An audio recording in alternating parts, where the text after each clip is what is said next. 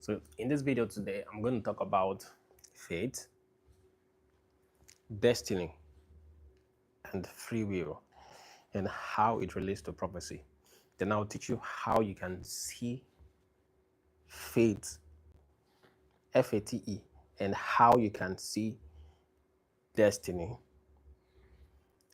When destiny changes, you'll be able to know. You'll be like, this thing has changed. This is the destiny of the person. You'll be able to predict it when the destiny has changed. You know, in every situation, there's usually one outcome. Something must happen. Hi, John. How are you doing? I hope you are doing good. I hope you understand the lecture I gave you on WhatsApp. So there is fate, FATE, there is destiny, and there is free will. What is free will? Free will is the ability to make a choice or a decision. Free will does not guarantee you, does not promise you anything. Understand, free will is just your ability to make a decision. Free will does not promise you anything, nothing. Free will is just your ability to make a choice, that's all. So I can put an apple here or an orange. Free will is your ability to choose an apple or an orange. You can choose anything. It's your wish, you can choose it. That's what free will is. That's what free will is. So, for example, let me use the popular examples. Because most people like girls, but they pretend that they don't like girls. So let's say they give you an option to sleep with a woman or to not sleep with a woman. You have two options. You can either sleep with her or not. It's free will, it's your choice. So if you choose to sleep with her, that's free will. If you choose not to sleep with her, still free will. That's what free will is. But that's where it ends. That is where free will ends. Some people are like, but I've been trying to make my business work. It has not been working. Don't I have the free will to make it work? No. Free will only gives you the ability to just work on that business. That's all. It doesn't promise you anything.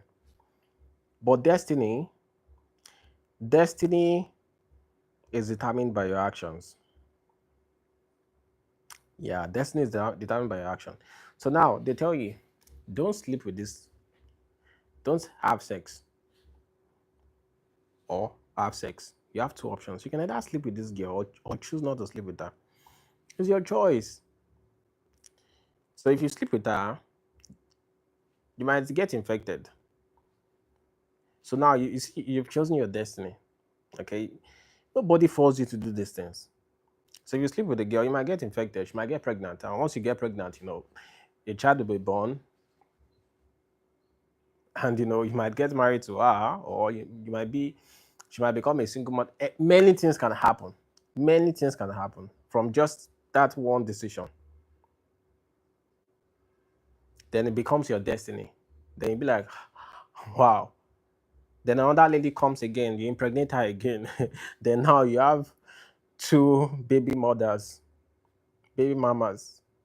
Can you see how you are creating your destiny?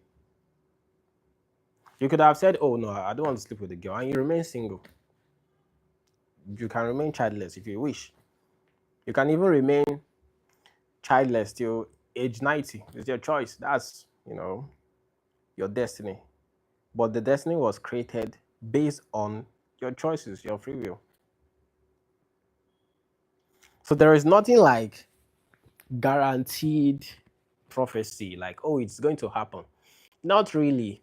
Unless if the person checks few days, or unless if the person check immediately after you've made the decision. So if you make a major decision, someone can tell you your destiny based on the action that you took. Destiny is like, I want you to see destiny like a book, okay, when it relates to prophecy too. You can't really see the end like that. You can't really see the end. It reveals itself over time. Do you understand? So you can change your destiny. Someone can change your destiny. It depends. So when people say destiny swapping, someone swapped destiny. Oh, somebody swapped my destiny. Well, what they're just trying to say is that someone took some actions that is antagonizing to your destiny. They're trying to they're trying to force your destiny to succumb to their will. I think that's what people are trying to say when they say destiny swapping. Because really, you can't actually swap someone's destiny. No, you can't actually swap someone's destiny. I know some people will quote, Jacob and Esau, but you see that Old Testament there, it's not actually literal like that. It's a kind of like the Old Testament is basically symbolic. You can't actually swap someone's destiny. You can block the person's destiny. Yes. You can compel them to make a wrong decision. It's possible. You can block some people's destiny. It's possible. But saying that you swap their destiny, no, you can't really swap that. You can't swap someone's destiny. The best you can do is you can compel them to make a mistake that will change their destiny. But saying that you swap someone's destiny, no, you can't swap destiny. You can only derail the person's destiny. So instead of going right, you can force them to go left. So to create a series of results for them that they don't like. That's what you can do, which is a sin. Are you with me? Chenda says, make me a seer. If you want to become a seer, you need to join my prophetic school. So message my assistant on WhatsApp and we'll help you. So now, I want you to understand how prophecy is. Prophecy is based on probabilities. Okay? Prophecy is a series of probabilities. Some prophecies are fixed, they will happen, no matter what you do.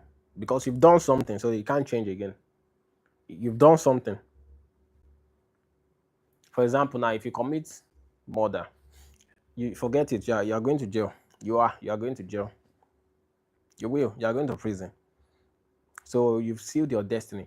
There are some things that you will do that there's no coming back from those things. I want you to understand. But there are some things that you can do that you can come back from. Yes. So what a prophet can do is that a prophet can look and tell you what is about to happen to you. But most things that will happen to you very soon can still be changed. They can be changed. Like you can literally change your mind. Or someone else can come into the situation. So people think that the prophet is responsible for making the prophecy to happen. No, he's not responsible for making the prophecy happen. The only job of the prophet is to see the prophecy. That's all. That's the job of the prophet now. Some people will be like, something did not happen. It's not the job of the prophet to make it happen. What just happened is at that point in time that you came to the prophet is telling you what is about to happen. But you can go and do anything that will change it at any time. It's your wish. Then if you go back to the prophet will see that, it has changed. Do you understand? So prophecy is volatile. It changes all the time. It changes. But there are some prophecies that, no, they won't change. They will not change. It's just not changing. You look at it 1,000,000 times, it won't change. Why? Because the human being involved does not have the power to change it. Why? Because the forces involved are too powerful. The spiritual forces involved are much more powerful than everybody involved. So nobody can change it. Nobody. Thank you very much, Zyla, for the support, for the gift. Thank you very much. God bless you. Good evening. So, some things can be changed, some things cannot be changed. For you to change a prophecy, you will need somebody that is of a higher rank to change it. Someone that has power over prophecy. There are some things that, some prophecies that if you want to change them, the person that will need to change that thing will have to be operating from a very superior level, which is difficult for them to change it.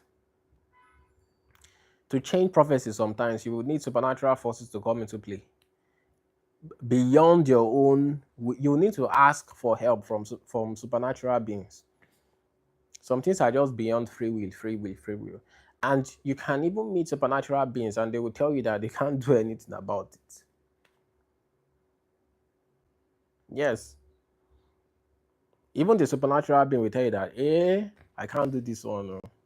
You've not experienced it before. There are sometimes you will summon angels and you ask them about it. They will tell you, even the angel will tell you, I need to wait too. The angel will tell you that he needs to wait. There's nothing he can do about it because he can't break some laws. Because if the angel breaks any law, he's going to get into trouble. So the angel cannot break a law because of you. The angel cannot risk his own life or risk his own, sanity, protection, and everything just to do something for you. He doesn't know. They would not do that. Do you understand? So at the end of the day, prophecy happens based on your actions or based on the actions of a group of people. If these people change their mind at any point in time, the prophecy will change. But there are some people that, they don't just change. They never change. So you can look at their future and you predict that this is what will happen because they won't just change. There are some people like that. Most people don't change, but some people change. For example, relationships. You can look at somebody and say, this is who you will get married to. Okay? And 2 months down the line, they've broken up. Then 2 months later, they've come back together again. Have you experienced that kind of thing? You can prophesy to someone and be like, you're going to get married to so and so. But the lady is going to spoil the relationship with her behavior, and the man will change his mind. Then immediately the man changes his mind and breaks up with her. In the ethereal realm, in the spiritual realm, instantly, the vision will change. The face of the person that the guy will get married to will change automatically, right there, in the realm of the spirit. That's how it actually looks. If you check it, the face of the person that the guy will get married to will change to another person. So if they come back to you again, you look at it and you be like, you've done something. You have done something. The person will say, what did I do? You have done something. The prophecy has changed. That's how prophecy is. That's how it is. So for your prophecies to come to pass, you need to know the point in prophecy, like the exact time that the person came to you when you are prophesying. You need to know if the person has done something. Because there are some actions that someone will take that there's no coming back from it. It must produce a result. There is no coming back. But there are some actions that someone will take and they can still come back from it. So you need to note these things. Very important. Okay. And this girl keeps showing interest in me even after she broke up with me. I'm not interested in her. Yeah, it happens like that. It happens like that. Sometimes prophecies will change and you'll be surprised. You'll now be like, did I not see well? Or is the prophecy fake prophecy? No, it's not fake prophecy. It's just because the human beings involved did something. They changed their mind. And that's why if you want to prophesy to somebody at the highest level of prophecy, and you want a prophecy to come to pass, sometimes you don't even need to see visions. You just need to talk to the person. From the speech of the person, you will know what will happen without seeing a vision.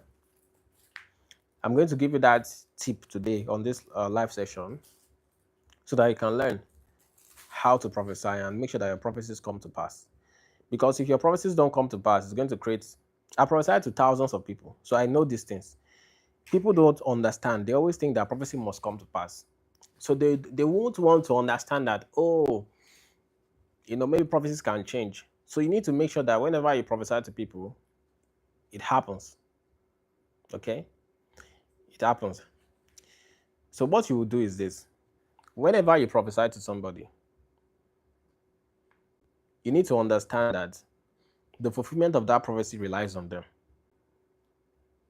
So for the prophecy to happen, you must ask them a series of questions or talk with them to confirm their current emotional state and mental state. For example, if I'm prophesying to somebody, thank you for the comment, Zylo. I hope I'm pronouncing your name well. So if you are prophesying to somebody and let's say you see a vision about them that they are going to be rich in the future, like they are going to be rich within the next 1 year, and you are talking to them and they be like, oh, I don't have a business, I don't feel too well, I'm always falling sick, I don't feel like making money, I don't believe. Even though you are seeing the prophecy that they are going to be rich within 1 year time, just tell them that it won't happen, they won't get rich within 1 year. Why? Because they will stop the prophecy from happening and they will come back to you and say, but you prophesied to me that I'm going to be rich within 1 year. It didn't happen. You prophesied to me that I was going to travel abroad. It didn't happen. Forgetting that they took zero action. So if the current state of the individual does not match the prophecy, irrespective of the prophecy you are seeing, you might see a prophecy that they are going to get married, they are going to buy a Lamborghini.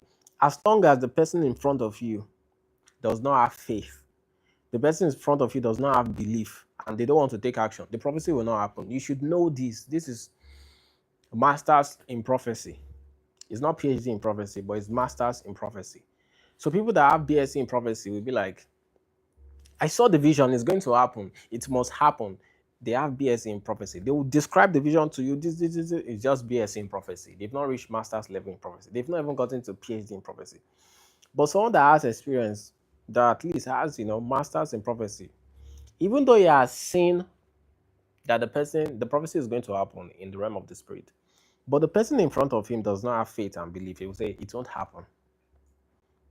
It won't happen. And people will argue and he can even bet over it. And truly, truly, it won't happen. That's called master of prophecy. Because the individual involved has refused to take action. So the prophecy will never happen. Yep, definitely. So that's what you need to check for. Some people will be like, someone can come to you now. They might be 45 years old and they want to get married. Okay. But they'll be like, I want to get married. Let's say a 45-year-old woman. I want to get married. I want to get married. I want to get married. Oh, this. Then you check the prophecy. You are going to get married. And you see that she's going to get married to a divorcee. That's what you see, that she's going to get married to a divorcee. Then the woman in front of you that is 45 years old that you're prophesying to, she's saying that I only want to get married to a single man.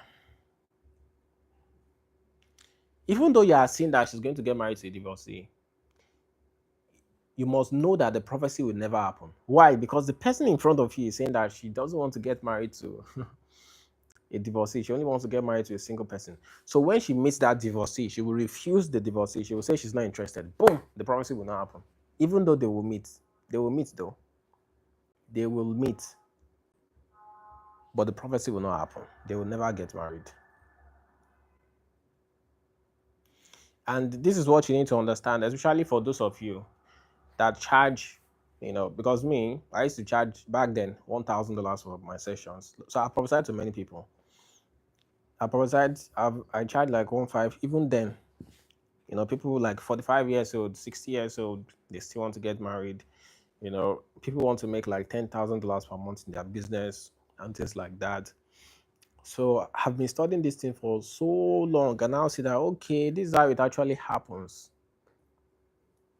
So the mindset of the person must match with their desire, with the vision that you are seeing. If not, it won't happen. It will not. Now, if you go to PhD in prophecy, because there's master's level in prophecy, there's PhD in prophecy. If you attain the level of PhD in prophecy, you can know the exact time that something will happen. You can look at somebody and you can prophesy accurately that by 2027 this person is going to buy a $700,000 house. You will know if you have PhD in prophecy. There's a way to do it. We need a home by August 1st. We have lived in rental houses with my 3 kids. They are big. I have it beyond measure. You can get a rented apartment, Jatha. That's what is possible for you in the realm of the spirit. But I don't see you buying any house though. So, yeah. So, to the next one, PhD in prophecy. I can look at somebody and I can accurately prophesy exactly when they are going to buy a house or buy a car or build a big church or something. How will I do it? I'll first see the vision in their future. That's number one. I'll see the future in the vision of their future. That's number one.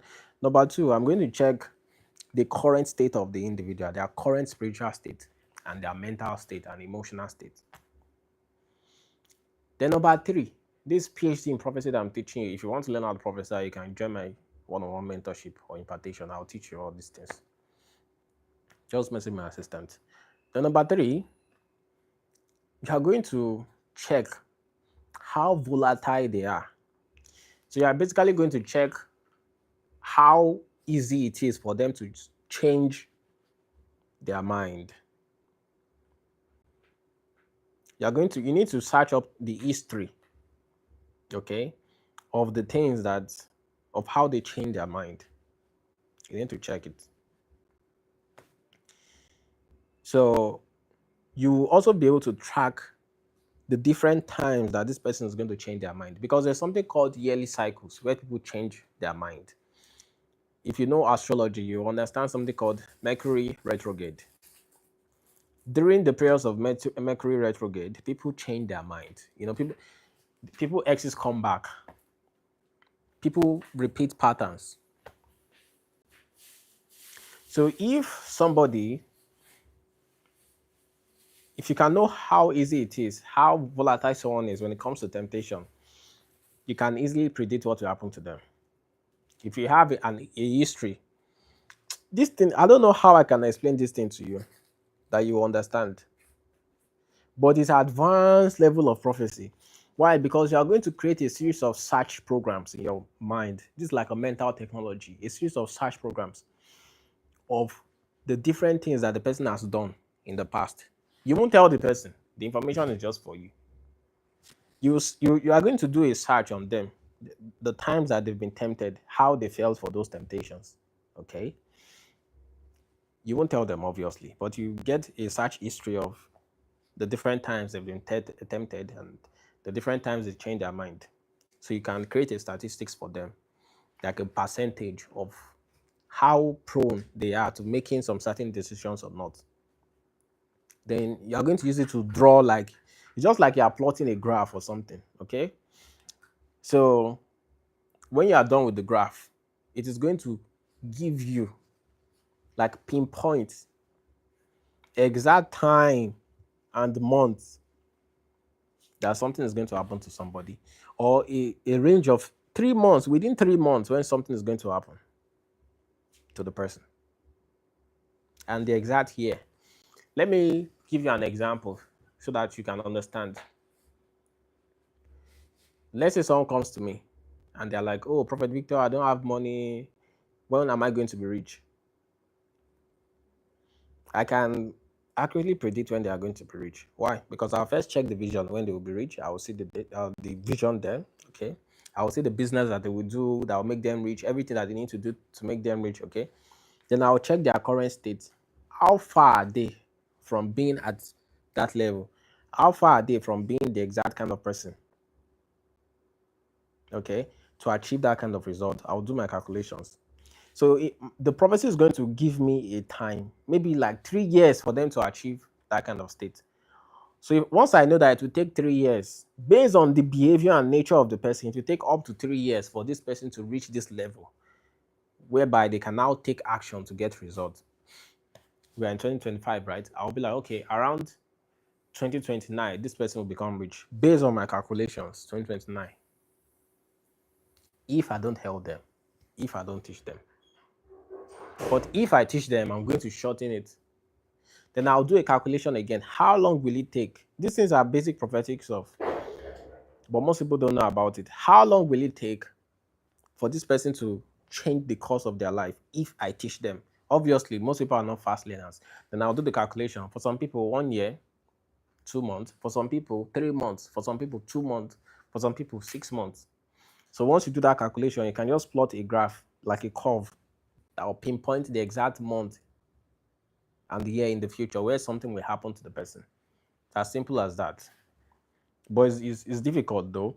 You see, this is different from the normal church prophecy. Oh, your name is this. All those things are simple prophecy now. Very simple prophecy. Too simple. People have received prophecies, but they never happened. So many prophecies. And that's because most prophets have BSc in prophecy. Maybe even OND prophecy. OND prophecy level. They have this idea that if they can see a vision about something, it's going to happen. No, that's not true. That's not true at all. You can see a very clear vision about somebody that something is going to happen, but it won't happen. It will not. Because there are many factors involved, more than just seeing a vision in order to make a prophecy happen. You can see a vision that someone is going to be a billionaire and it won't happen. Why? Because they are with the wrong partner. And their partner is sucking their energy. Or their partner is a witch. Or maybe they are living in the wrong house. Or maybe they are in the wrong business. Someone came to me, Prophet Victor, I want to make money, this and that. I want to be a millionaire. And I told the person, you can't be a millionaire with this your 9 to 5 job. Unless if you wait till year 2029 or something. They are going to make an investment in year 2029 that will make them rich. If you can wait, no problem. But if you want to become rich now, no, it's not possible unless you leave the job. Or you wait till year 2029, something is going to happen so you can make the investment and you'll be rich. That's advanced prophecy. It's very complex, much more difficult than just calling people's names. I've been doing that kind of prophecy since 2019. Yeah, it's called applied prophecy. What is applied prophecy? First of all, who coined the name, the title? Who coined I'll call it, you know, the words applied prophecy? It was me. I was the first person. There is pure prophecy. Pure prophecy is when you're just prophesying to people and stuff. You just give a prophecy about the future. But applied prophecy is when you want to make something happen with the help of prophecy. That is applied prophecy. And applied prophecy is the most useful one because with pure prophecy, you just need to wait. But with applied prophecy, you need to take some actions. It will give you clarity on the decisions you need to take to change your life. Of course, most people want to have money. Some people want to get married. Some people want to have a bigger church or something. But these people, if you are waiting for normal prophecy will only tell you the future. And it will tell you that, oh, by 2030, you're going to have a big church. It's too far. Nobody wants to wait for that. But apply prophecy. How can I have a big church within the next 2 years? It will tell you. At least 2 years is not far. It's still better than waiting till 2030. It's too far. Nobody can wait for that. But with applied prophecy, you need to take action. It's not easy. It's difficult. You actually need to do something. You can't just relax and wait for the prophecy to happen. No. Someone is asking, I'm Jetta is my son. I'm Alice, his mother. I'm the one who's there to buy for them a home. Jetta is 14 years old. I don't see you buying a home, but I see someone helping you to buy a home. Like the person will buy a home for you. But this is it. Not even that the person will buy a home for you.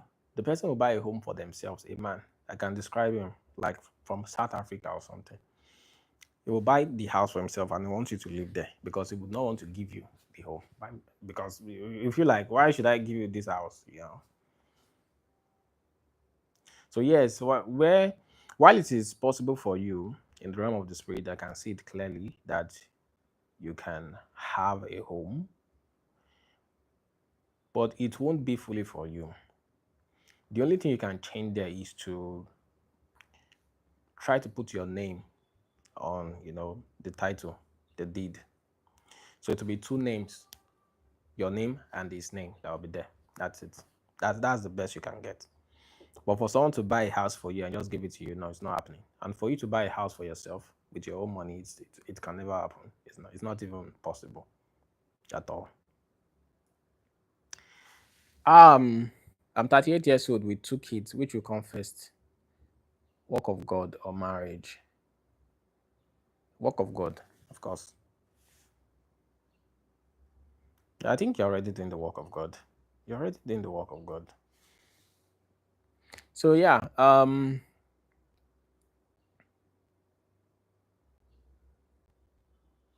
Manish, Rajendra, what's my calling?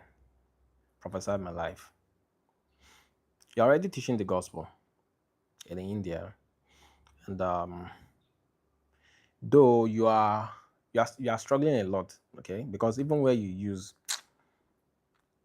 it's just a speaker there with some noise, just making noise, nothing really much. But you watch videos of prophet, you enjoy, you watch videos of different people, like you want to move in the gifts of the spirit. I can say this, which is commendable. It's good, not bad.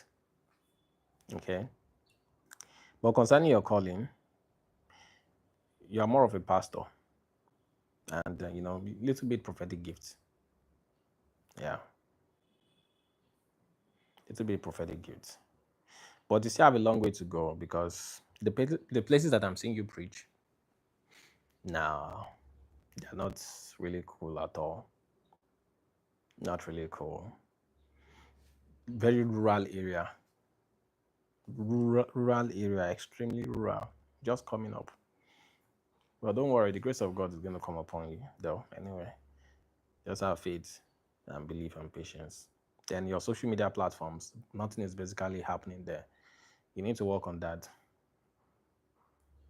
You need to work on that. If I were advise you, you even need to change your location because this place is too rural. I'm here on the street and I'm seeing myself in the night, dark night, there in India, in the night. And the environment I'm seeing around, too many people, but it's choked. Like the streets are choked together. Once you come out from this street, you're in the next street, very choked. But God will be with you. God is going to help you. God will bless you, definitely. But yeah, you're calling pastor, then a little bit of prophetic ministry there. A little bit of prophetic ministry. I can see you when you are preaching, speaking, Indian language and stuff. You guys really speak English there when you preach. But it seems to be okay anyway. So yeah, let me continue my teaching. Um, so when it comes to prophecy,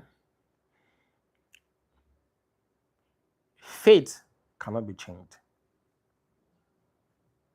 Faith cannot be changed. Okay. But destiny can be changed, of course. Destiny can be changed, definitely. So you need to understand.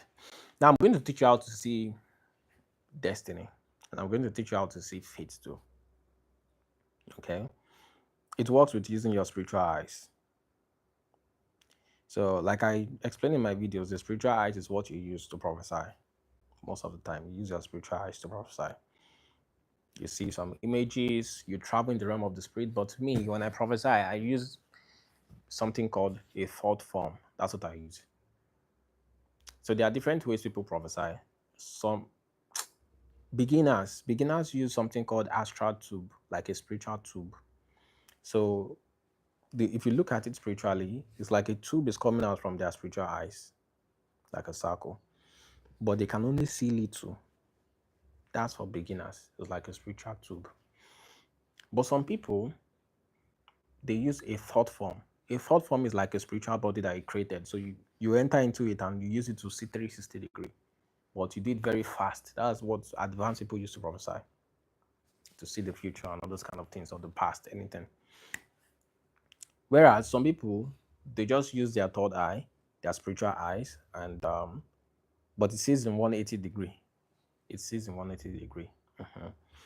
When it comes to prophesying about the future or the past, the first thing that you need to understand is that you want to have the idea that, oh, you want to be fast. You need to prime your mind that you want to be speedy and fast. You want to get the information quickly. You don't want to be slow. That's the first thing. You don't want to be slow. You want to be fast. So you want the vision to be moving fast, quickly. And number two, you want to have the intention to see the vision 360 degree, up, down, left, right, front, back, like that. You want to have that mindset. Mhm. Then you need to learn something called, you need to accumulate energy into your spiritual eyes. So once you accumulate energy into your spiritual eyes, you should be able to see clearly, clear, bright visions. Okay? You should be able to see like, if you can see in 480p or 1080p, still okay. That's how visions look sometimes. But your visions can be bright, like 4K. It's possible. But if you are prophesying to many people, you don't need 4K visions. You just need 1080p or 720p. Yeah, okay. Then you need to have a method that you use. So in your mind, you start asking specific questions. It's called searching in the prophetic. You search for information. Don't think that the information is going to come to you. Oh Lord God, let the information come to me. It has to, you basically have to search for the information. Someone is asking me, why don't you use scripture? It's because the scripture is not a manual for the development of spiritual gifts. It's not a manual for the development of spiritual gifts. So you can't see searching in the Bible. These things were passed down through traditions, oral traditions, oral teachings, word of mouth. You can't see how to prophesy in the Bible. It's not there. It's not. The only writings about prophecy that we see very well in the Bible and the gift of the Spirit, it was Paul that wrote them, and he wrote them as a letter to the Corinthians church because something was happening there. So remove the First Corinthians and Second Corinthians. Remove it. What do you see about spiritual teachings of abilities? Nothing much. So the people that will teach you about spiritual abilities, don't be asking them that. Where is it in the Bible? Where is it in the Bible? You don't, because you can't see chapter 1, how to prophesy. Chapter 2, you can't see that. What you can get is the people that can do it, they will tell you how they do it. They'll give you the information so that you can try it for yourself. And that's it. Use your spiritual eyes to get the information. So you focus on your spiritual eyes and you see. I was like you before. I was like, where is this spiritual eyes? Where is it? Where is it? I can't see it. How do people see visions? I was like that before. Okay. But with time, I got better. Mr. Too Funny, how are you doing? Yeah, Saya Deep. Thank you, thank you. Do you know about Kabbalah? Yes, I know about it. But if you follow my system, you don't need all those things, all those Kabbalah and the rest. Those complex stuff. You don't need all those stuff. My systems are simple. I just posted some testimonials on my page on my YouTube. You can check. People from the prophetic school, people in the prophetic school from age 15 to age 65. There are people in the prophetic school from age 16 to 65. Sometimes people buy for their children to learn. So there are people age 45, 30, 40. And they can do these things like really good. I see them on TikTok. I see them on Instagram sometimes. I see some on YouTube too. So if you actually want to get the best information on how to prophesy, you can. Some people will be like, "How do you get this information?" Some people are confused. How do you get the information? It's gotten by a series of search. You search for the information. You learn some particular techniques. Once you are connected to the person, you need to be connected to the person. Once you are connected to the person, you can receive waves. It's like radio waves. You receive the radio waves into your spiritual eyes. You see it. So it will open a vision and you begin to see clearly. Sharp, sharp. You will see the person clearly. And if you condense the vision too much, the person will see you wherever they are. Yes. Before you know, you do by location. If you can condense the vision too solid, the person will look back and they will suspect that is someone here. If you now condense it to the highest level and you talk in the vision, the person will hear it wherever they are, or they will see you. They will see some. They will see you, but they'll be very scared. Some people can do by location and carry documents. Some people have done it. I've heard of it. People have done by location and or teleportation. They've taken documents and stuff. Some of those guys work with secret service, people that can do it. So there are even people that can do these things. It's just human abilities, but most of them are not popular. The only popular ones are the ones that are teaching people. Maybe they have a ministry or something. Some people are librarians. They work in the library. You don't know. They can do teleportation, but you will never know because they are just normal people. Even me, my neighbors don't know that I can do these things until they decide to see me online. How do you want to know? Because the person will never tell you now. They won't tell you. They can't tell you that they can do it. Never. They will never tell you that they can see visions. They won't tell you. So most people that can do these things don't tell people. I want to learn how to communicate and work with angels. You can watch my videos or get my book on how to summon angels. You can see angels too with visions. Though to work with angels is a little bit more difficult than prophecy. In fact, I advise you to master prophecy first before you go to angels because it's not easy.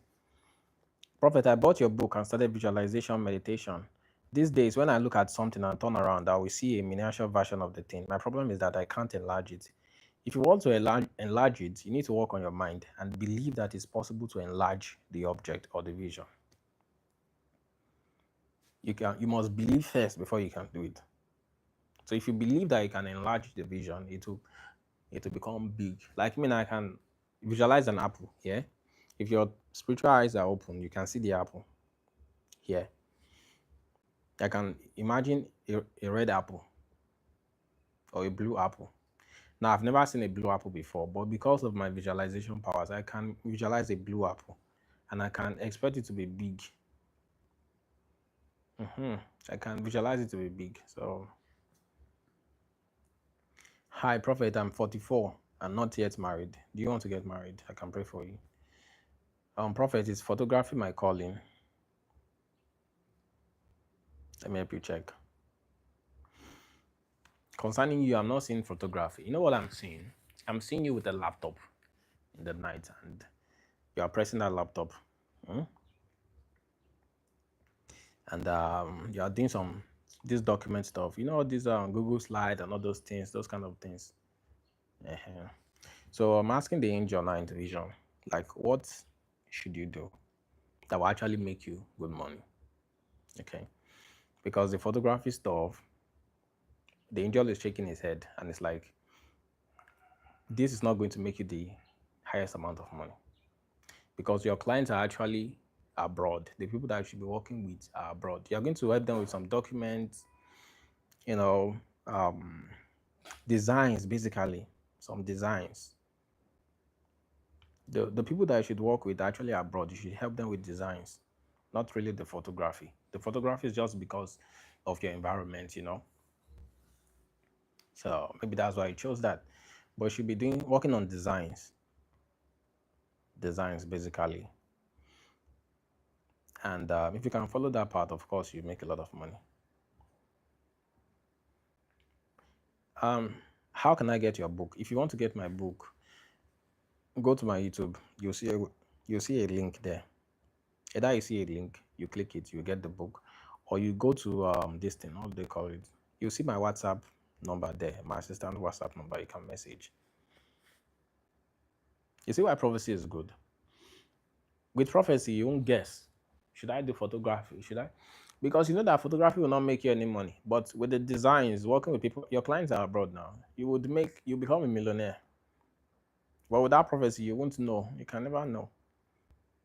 So I want to come to Africa soon to learn from an evangelist. Then, sir, I would like to come serve you for a time. I appreciate that, but I don't accept students like to serve. I only teach. I can teach you. That's what I accept. I can teach anybody as long as you're a good person. Someone say, please pin the number. I don't know how to pin the number. But if you go to my page, you will see it. Or if you click on any of my videos, in the description, you will see my WhatsApp number there or my assistant's own. You can get the books. There's money manifestation, which is miracle money. There's demonic possession, exorcism, and healing. There is summoning angels, and there is prophecy too. There are different programs that I have. There are healing programs, invitation, prophecy, different things. God bless you, Prophet. Aside photography, I know how to design also. Okay, you know how to design also. This is very good because that's what the angel was saying. As a graphic designer, maybe I should work on it more. Of course, that's what you should work on. That's what you should do because that's what will make you money. But this prophecy was given to me by an angel because I just asked me. I was seeing, some designs and laptop stuff, but I didn't really get it until the angel spoke in the vision. So follow that. And don't forget that your clients are abroad. Those are the people that will help you to achieve your goals. So yeah, greetings from Cameroon. Greetings to Bashorun. I don't know if I'm pronouncing it well. You want to get married? I've seen the person you get married to. You know what I'm saying? The person is a Yoruba woman. Okay, she's a Yoruba woman. She's dark skinned and she has like big body like this. Okay, she's not a slim person. And this person is in her 30s. I can see her clearly that if I see her in real life, I'll recognize her. I can point to her like this in real life. This woman that's going to get married to you. I can point to her for sure. So, and I'm seeing a name that starts with letter M. I'm seeing a name like Mary, even though she has a Yoruba name too. But this person is a Yoruba woman for sure, definitely. She has something to do with like Ibadan too. I'm seeing like Ibadan in my vision. She has something to do with that. Okay, good. I've seen the school that she went to. She did not go to a university. She went to a polytechnic. That's where she went to. She went to a polytechnic. She's a Yoruba woman. Let me see. She's not slim. She has body, but she went to a polytechnic. That's where she went to. That's the person you actually get married to.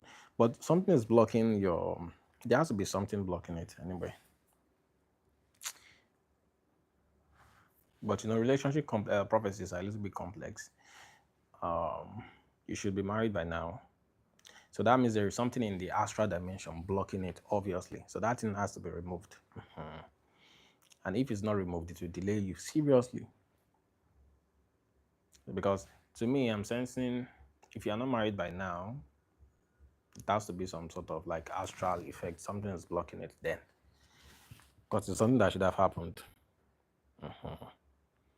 What kind of business do you think I should get involved in to make the maximum amount? I don't know why I'm seeing you with the camera, Joshua. I'm seeing you with the camera, and but then I see crypto too written in front of me. See crypto written in front of me.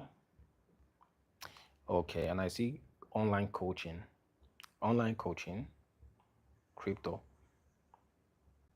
I'm seeing trend lines and stuff. I see a camera, like a Nikon camera. This for Joshua. I see a Nikon camera. I see crypto trend lines. Then I see what's the last one. Let me recover the vision.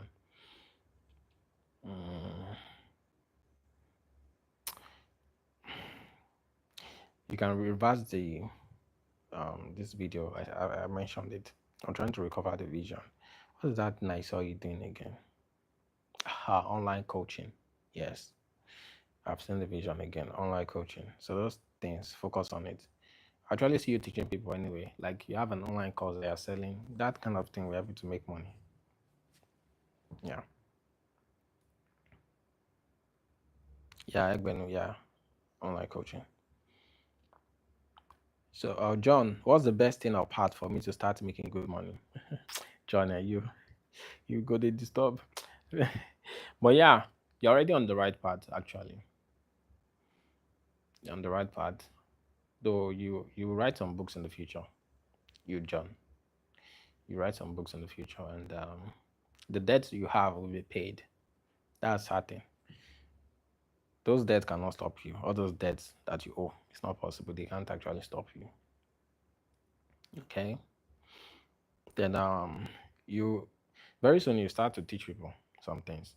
And also, I know you are making some videos on TikTok about like CPA marketing or stuff, but you actually teach people, like you be a coach and your face will be in front of the videos and people will know that it's you. You'll be making some videos like that and doing some editing and they will actually go viral. Yes. This is what is going to happen very soon. And you make good money. Okay.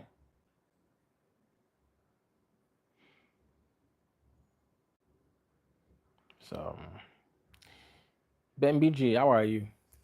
Ben BG has been following me for long since I started my YouTube channel, since I made my first prophetic code video. That was 2020. I think he won my prophetic course one time. How are you doing, Ben? So one more prophet. I'm 35 and I'm praying to marry this Igbo lady. Her name is God's will. If you want to marry her, you can. Relationship is complex. Relationship is complex. I don't really feel like you need the prophecy for this one. But my mind is not really going with it, if you understand what I'm trying to say. My mind is not really flowing with it. When you mention that name, my mind is not flowing with it. So, yeah. So, if you have any more questions, let me know. I couldn't prophesy fast before. I could not do it before. I needed time, like long time ago before. I needed time. But now I see my visions very quickly. Like it doesn't even stress me at all. I find it very simple. And I'm not even using much energy to get the prophecy or something. So people are asking me to make videos of myself prophesying. If I make videos of myself prophesying, you'll need to pay $3,000 to watch those videos because they'll be the best videos. Like I have these, I have this stand when it comes to prophecy. Like I'm able to like hold it properly. Like I know what I'm doing. Not that I'm dabbling in it. No, I actually know what I'm doing. And most people, they don't know what they are doing. They're not fast. They don't have speed. And when it comes to prophesying, it's not just about prophecy. A lot of things are involved: speed, accuracy, your skill level, things like that. Your description level, your level of description. I can describe alone for 30 minutes when it comes to prophecy, and I'll still be fast, not slow. I'm good, Daddy. I am still practicing the code. I'm very grateful, sir. God bless you. Yeah, God bless you, Ben BG. I am Gideon. I'll be 24 years this year. Please, what do you see about me, maybe business-wise? I think you should try sales. Sales will be good for you. Try sales. Colors not really make you money. Colors. colors, paintings. No, I don't see something really much happening from there. But this thing will work for you. Automations will work for you. But painting, animation, those things, no, they will not yield you the most amount of money. But automation will. Automation. What's this again? Someone said, "Sir, please, who will I marry? Please tell me the will of God on this matter. I don't want to be confused." You know, when it comes to marriage, you can actually marry any person. But me, what I can do is I can tell you what is in the realm of the spirit currently for you to get that can help you. I know you've been looking for ladies to get married to in your church. Yeah. And based on what I'm seeing in the area, the lady is a Christian for sure. And based on what I'm seeing in the realm of the spirit, you like fair ladies, like light-skinned ladies. So, but money is always an issue between you and these ladies that you would like to get married to. So you've made prayers about these ladies. You've prayed about it to God because I can see you praying in your room about marriage. But finance is also something. Because I'm in your house right now. God, I'm in your house right now. Really, I landed in your house when rain is falling. And your house does not have running water inside. But I can see like a well outside where people can fetch water from. Okay. And there's many people in this house. Many people live in this house. Plenty of people, not just you. Also, what do you have to do with what's that your name again? Let me check. I saw a vision here. In the this Igbo side of Nigeria. Have you been to Enugu before? Well, let me see again. Your house is not far from, because I'm standing from your house. Your house is not far from this from main road, of course. Your house is not far from main road. But if you come out of your house, because me, I can step on sand outside your house. Even though your house is not that far from the main road, but your house is not still on the main road. Like if you come out, it will be on the main road. No. And I can see a lot of like old buildings, around where you live. I can see your neighbors, the other building, different places. The house opposite your house, they didn't paint the house. These people, your roof, you can see your roof, corrugated iron. You guys need to do a little bit of, what do they call it, fumigation here. They need to do a little bit of fumigation because mosquitoes will be too much in this place. So you can see the drainage. They need to take care of this drainage here. I'm fully in the vision right now. I'm there. It will just need little, just small, for me to appear physically in that place. Now let me come back to my YouTube. Okay, let me come back to my YouTube, and let me talk about your relationship. You get married to somebody soon.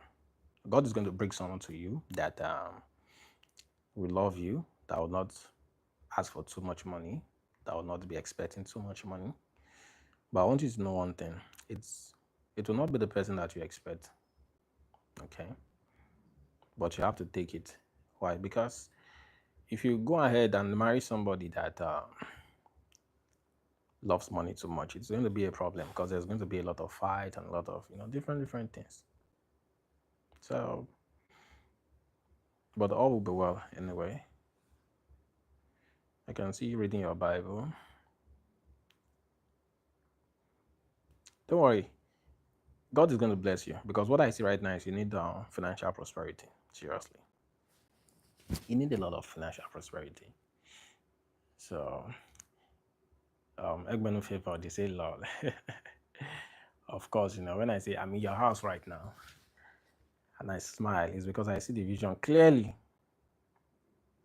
Clear vision. I'm actually in the house right now. They can describe it properly without issues. Mm. Yeah. So by trend lines, you mean trading? Yes, Joshua. My relationship too is complex. Will I get married to my current girlfriend, John? Oh, there's nowhere you are going. Oh, that girl, she's on your neck. Oh, oh, oh. You know what I'm talking about. Mm. Praise God to. So I'm fed up of these ladies. They love money. I beg. Of course, they love money, but God's going to bring someone to you that don't love too much money. So some people are like, someone commented on my post. I was like, why don't I prophesy? Why don't I prophesy? Why don't I make videos of me prophesying? First of all, that's because I don't have a physical church. That's why you won't see videos of me prophesying to people. But saying things like me, I can't prophesy is just ridiculous to me. If I cannot prophesy, I will not be able to give you this level of teachings on my YouTube channel. I will not be able to prophesy to elite people. I'm like someone could literally come now and be like, "What is my wife doing in India?" And I will tell the person, "Tell me what she has been doing for the past 7 days," and I will tell the person.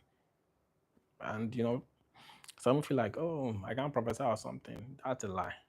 I'll make videos about Prophet Chiba the angel, how he's prophesying. Some people will be like, I can't prophesy like that. Keep this being yourself. If you follow my system and my principles, you'll be able to prophesy like that.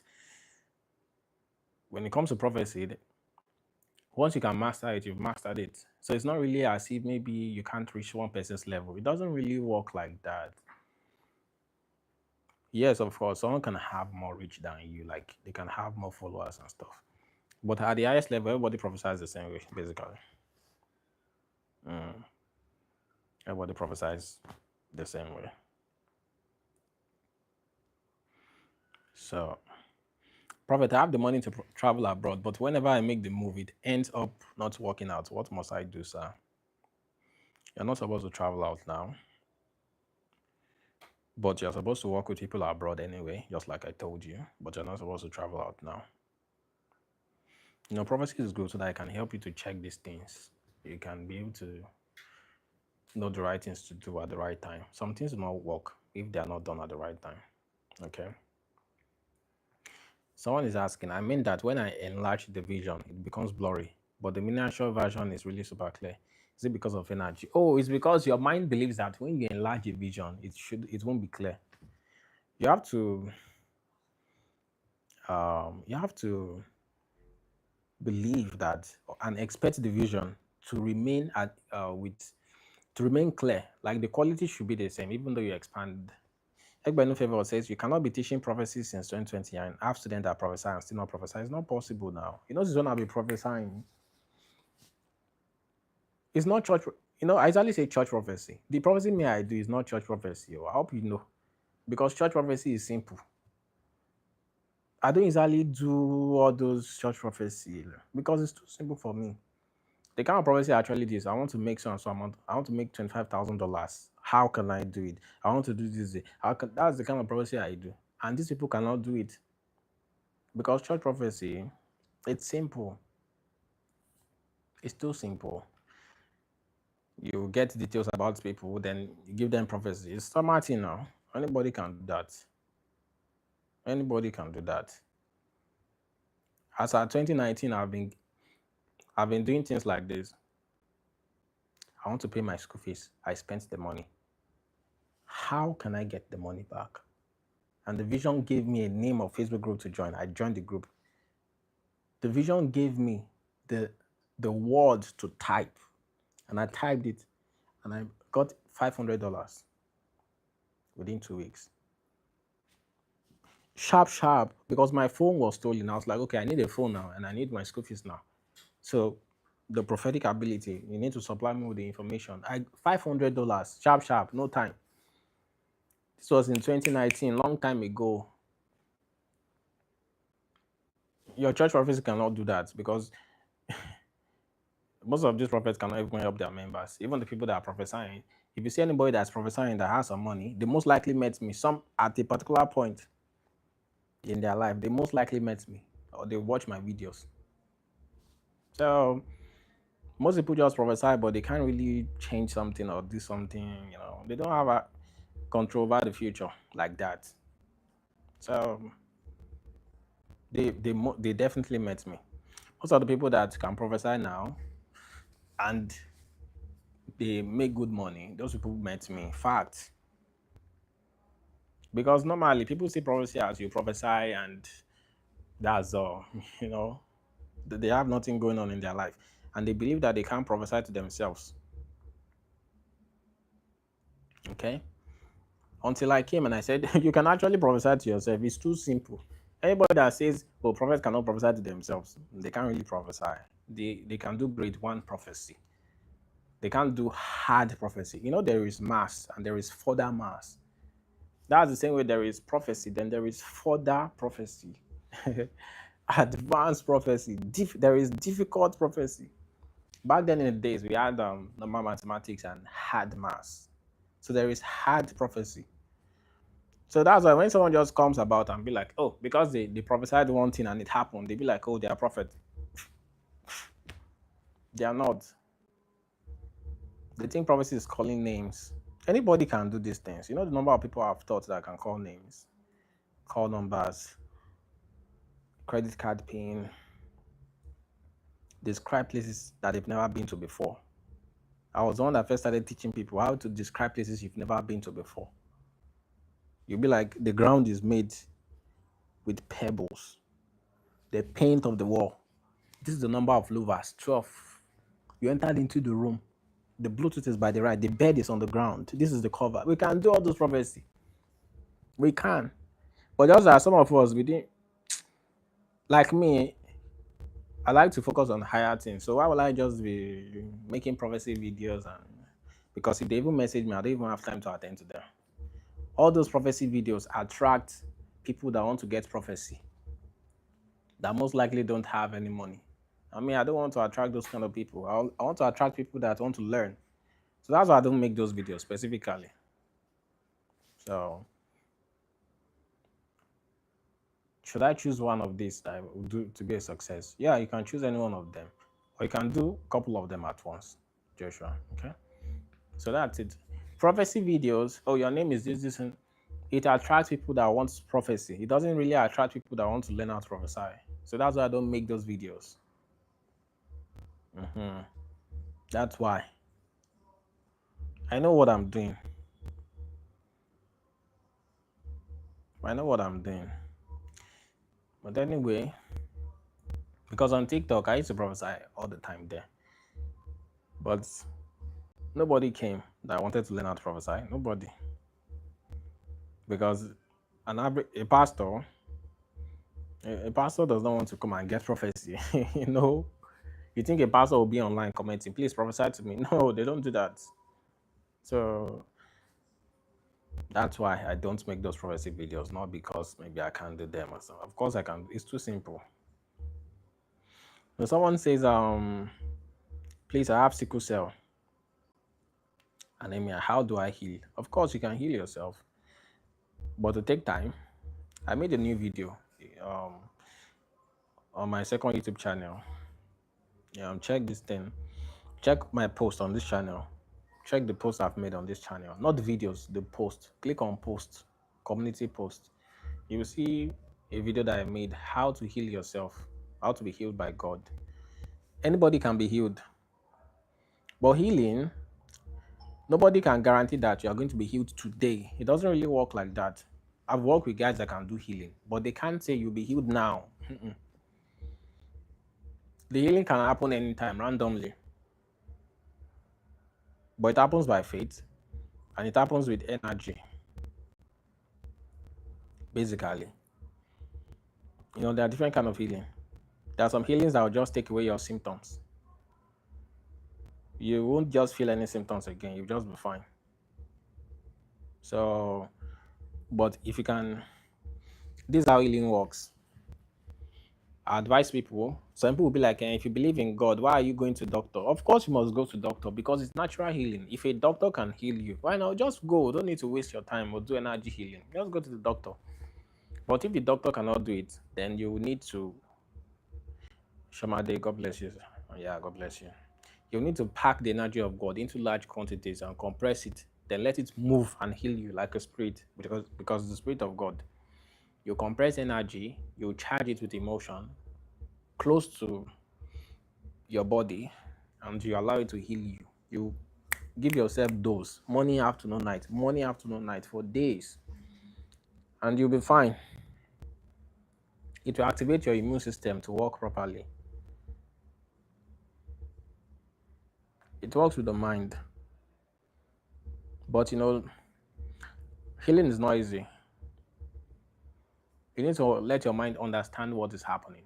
Your mind can feel like, oh, um, the sickle cell is to save you from malaria.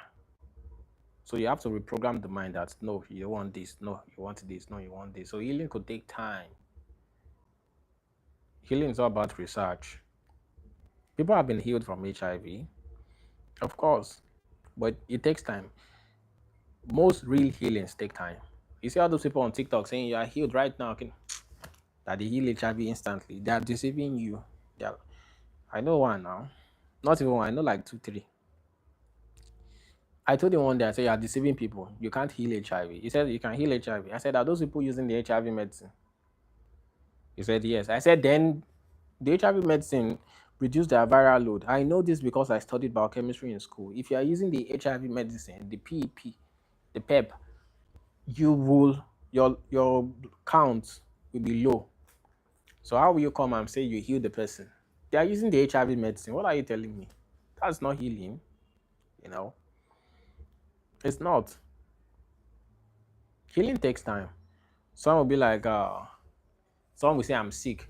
I'm feeling pain. I have this thing. They'll say, be healed right now. Are you still feeling the pain? Touch it. Are you feeling the pain? The person say, no, I'm not feeling the pain. That is not healing. You just give the person painkiller. It's just like someone coming to tell you, I can't walk. I can't walk. Please heal me. And the doctor gives them anesthesia so they won't feel pain. And the doctor now asks them, can you feel the pain now? And the person says, no, I can't feel the pain. I'm healed. Oh, Jesus. That is not healing. You just give the person a painkiller. The person is not healed. Stop all those practices. Me, I don't deceive people.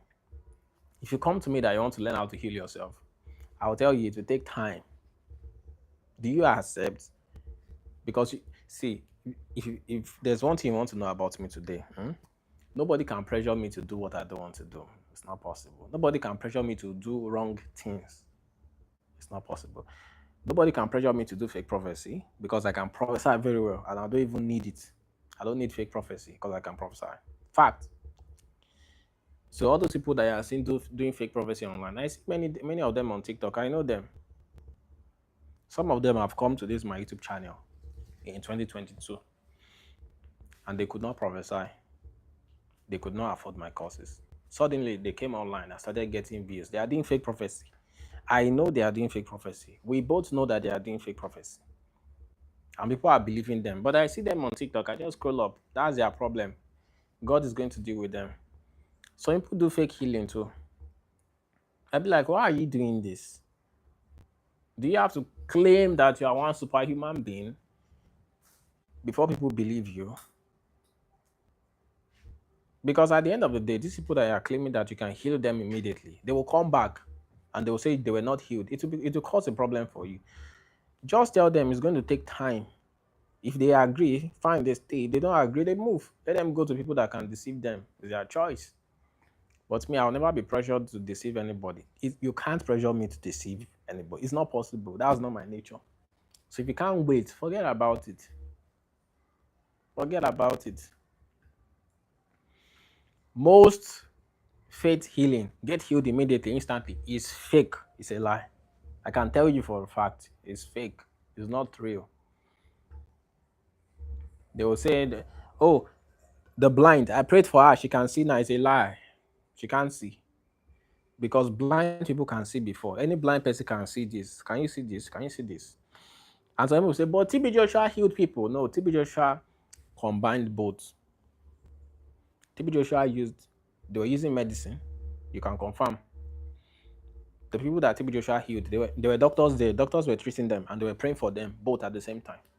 But TB Joshua did not come out to say that they were using medicine because he knows you. He knows that you people, you will be saying, but you are using the gift of God. Why are doctors there? Why are they using medicine? It's because if those people were using the medicine alone, they would never be healed. Do you know Godwin Daramola? Yes.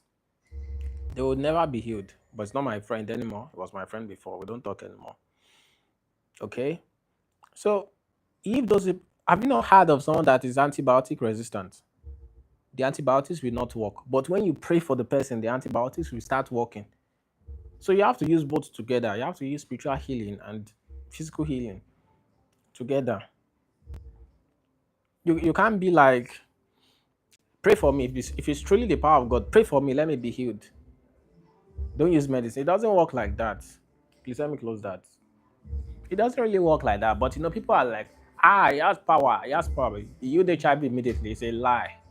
You are not Jesus. Yeah, Godwin Dharma, of course. I know him. So don't let these people deceive you. Don't let them deceive you. Ah, TBD, they use medicines, yes. One guy was like Pastor Chris, but Pastor Chris heal people. You've not been to the meetings before, that's why. If you've been to the meetings before, you will see that they prayed for some people and they asked them, can you see? And the person said, no, I can't see. Just go to these meetings, you would know. And to me, I feel like, yeah, some people get healed instantly, of course. But that's like 0.99999%.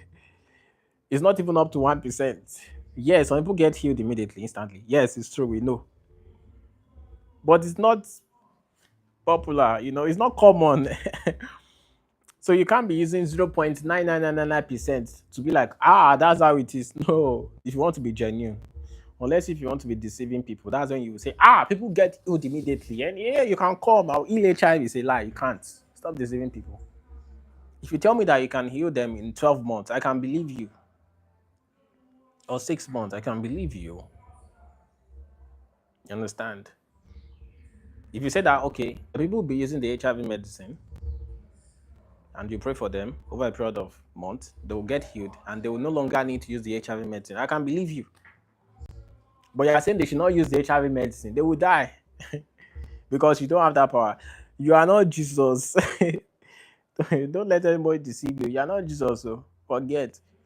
Some will be like, greater works than he. Can we do? It's a lie. Forget all those ones. You can't walk on water. Stop comparing yourself with Jesus. He had divine power. You see?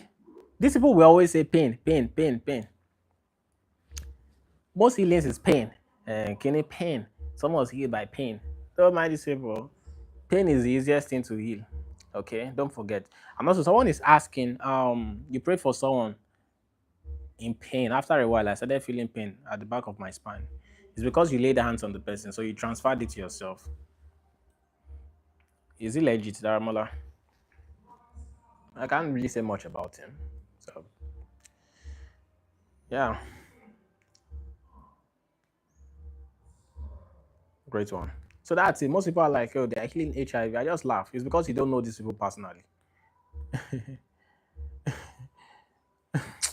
It's too funny.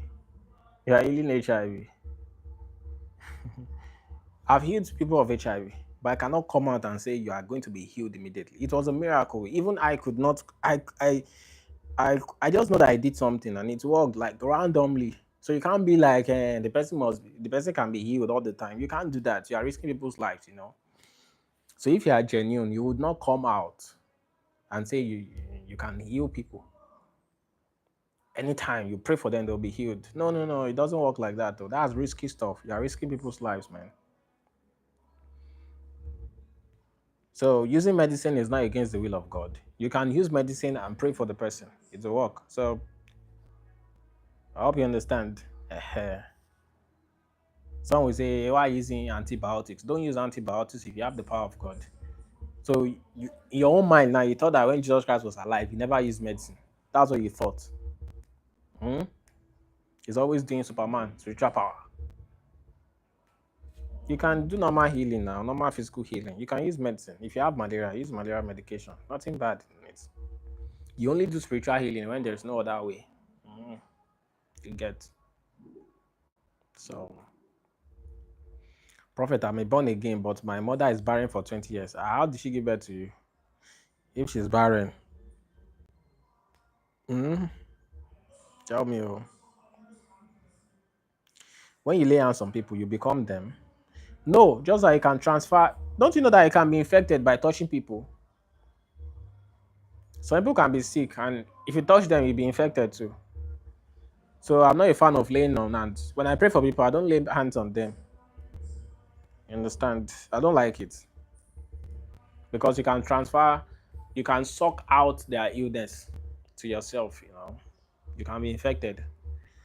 So if you want to pray for somebody, you can just there's a series of techniques that don't need you to touch them. You understand? So what's a prophet? Do you know prophet, past prophets? Most people that claim prophet, past prophet, they are fake. Yes. Because there's one thing I've met people that can do miracles. I've met people that can do miracles. I've met guys that can levitate. This one is not Bushiri levitation or these guys can levitate, they'll stand on air. They have spiritual power now, they're really good. They can levitate, they can do serious some crazy miracles. But they will tell you that even those ones will tell you that, well, I just know that I do X and Y, but I can't really tell you when it will happen or things like that. So when someone is coming out and saying he can do some huge big miracles anytime he wants because he has faith, he's a con man. He's just a deceiver. That's all. He comes out and claims that he has one great spiritual ability that he can always do all the time and you can just do some kind of stuff. He's deceiving you, he's a liar. Anybody that does not point out the difficulty of these miracles is a deceiver, is lying to you. It means that I can't do those things because everybody that can do these things know how hard they are. Seriously. So when I you can know fake people easily now. They try to tell you that it's simple, it's this and that. When it's not prophecy. They're talking about miracles here. So yeah, your explanations are simple and to the point. It differentiates you from people, of course, from the rest. These guys just tell you that um what do they even say? They'll be like, oh, prophet, power, past power. They are deceiving you. But most people want to be deceived. So they'll be like, this one is claiming power. He has power. He has this. It's a lie. Do you know how difficult? Do you know the amount of energy that you need to accumulate to do that kind of stuff? The people that I met, the people that I learned from, they don't tolerate deceit. Or if you tell them that you can do something, then you must do it. If not, they will chase you out. Ehen. But some people, where they learned from, the people they learned from, they are making stupid claims. There was one guy that messaged me one time. He said, he has the power to teleport anytime. He had this power. He was trying to sell me on it. I told him, I said, see, you can't teach me about teleportation. I know teleportation. I know it's difficult. But he said, it's only simple. He can do it anytime. I said, then do it for me.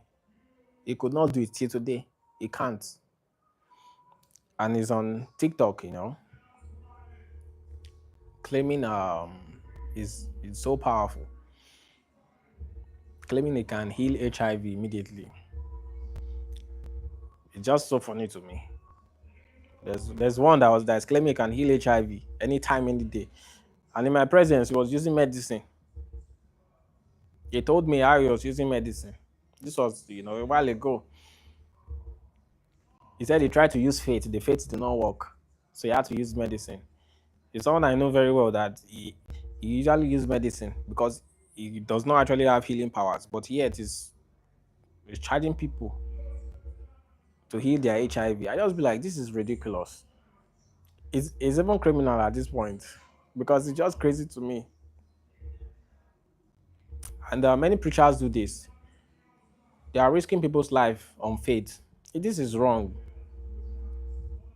This is very, very wrong. You know.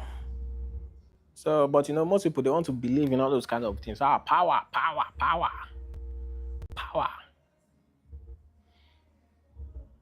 Don't believe, don't fall for those things. These things are hard to do. If they are simple, they will be done every day. They're not simple, okay? Can you certify your calling as a prophet, called and sent by God? You have to believe and have faith. Just like Jesus Christ. If you have faith, now when Jesus Christ was on earth, people needed to have faith in him. He tried all his best, but people still did not believe. Same thing about me. Just a thing of faith and belief. If your mind connects with me, then. So back to what I was saying.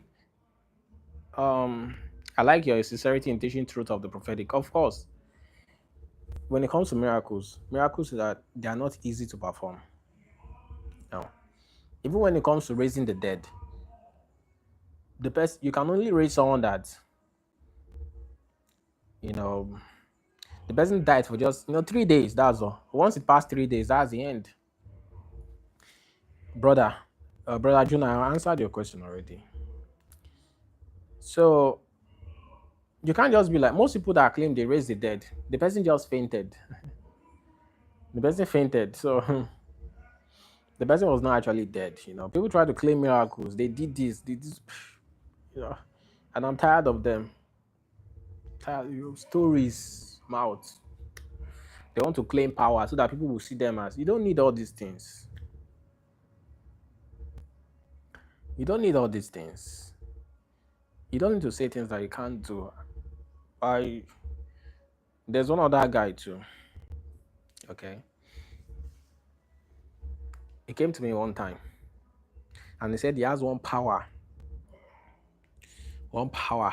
that can do what did he even say? The one power that can heal anybody instantly, that can do this. They was trying to sell me on something. Most of these people are trying to sell you on something. So they are not truthful. You know, they are not truthful. So I told him, okay, if you can show me, then I'll believe you. Because when someone make bold claims, they need to have like serious proof. It's not a matter of doubt or unbelief. If you are claiming something, you need to be able to prove it. Okay? So I told him to give me an example. I told him he doesn't need to be very perfect in it. If you can just perform up to like 30%, I will accept. Okay?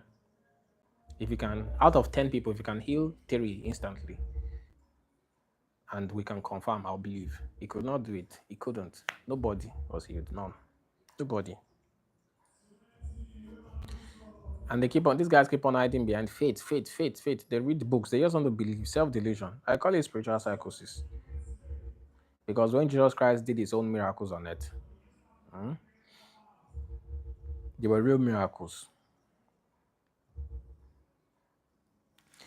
Your name says who you are. Troll enforcer. Your name it shows who you are already. That guy is under the influence of the devil, but doesn't know. I know we argue about it. So, is it a must to do hand mudra while meditating? No. So when it comes to these spiritual abilities, don't claim what you can do. No. Take your time, do practice. If not, the devil will come for you. And once the devil comes for you, he's going to push you into fake stuff. You see all these guys now that could not afford my programs back then. Then suddenly I saw them on TikTok prophesying. Their spiritual father and mother are not prophets. Suddenly they can prophesy. People that can't prophesy before, they are doing fake prophecy. This is because they got a ministry, they started a ministry and wanted to be prophesying, even though they don't have the ability. But they want people to see them as one superior being, so they started to do fake prophecy. Okay? You see? So you have to be careful. So same thing with people that don't have healing powers. If you start a ministry and you are you let people pressure you that you should pray for them to heal them. There's nothing bad in telling people I can't do it. It's simple now. Why are you shameful? Why are you feeling shy? Just be truthful. Just say you can't do it. But if you're like, you want to do it, and you are not able to do it later on, now you need to do fake healing in your church so that people can believe you. Don't do all those things, man. Don't do all those things. Practice for what you can do and focus on it. That way, you'll get better results at the end of the day. If not, you are going to, you are going to like bury yourself in guilt. Every single day, you now start sinking more and more into fakeness, being fake, fake, fake, fake, fake.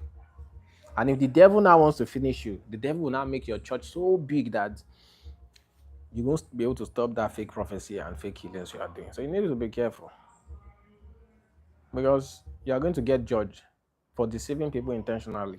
So you don't want to find yourself in that. Someone say prophesy my head. Never had you prophesying before.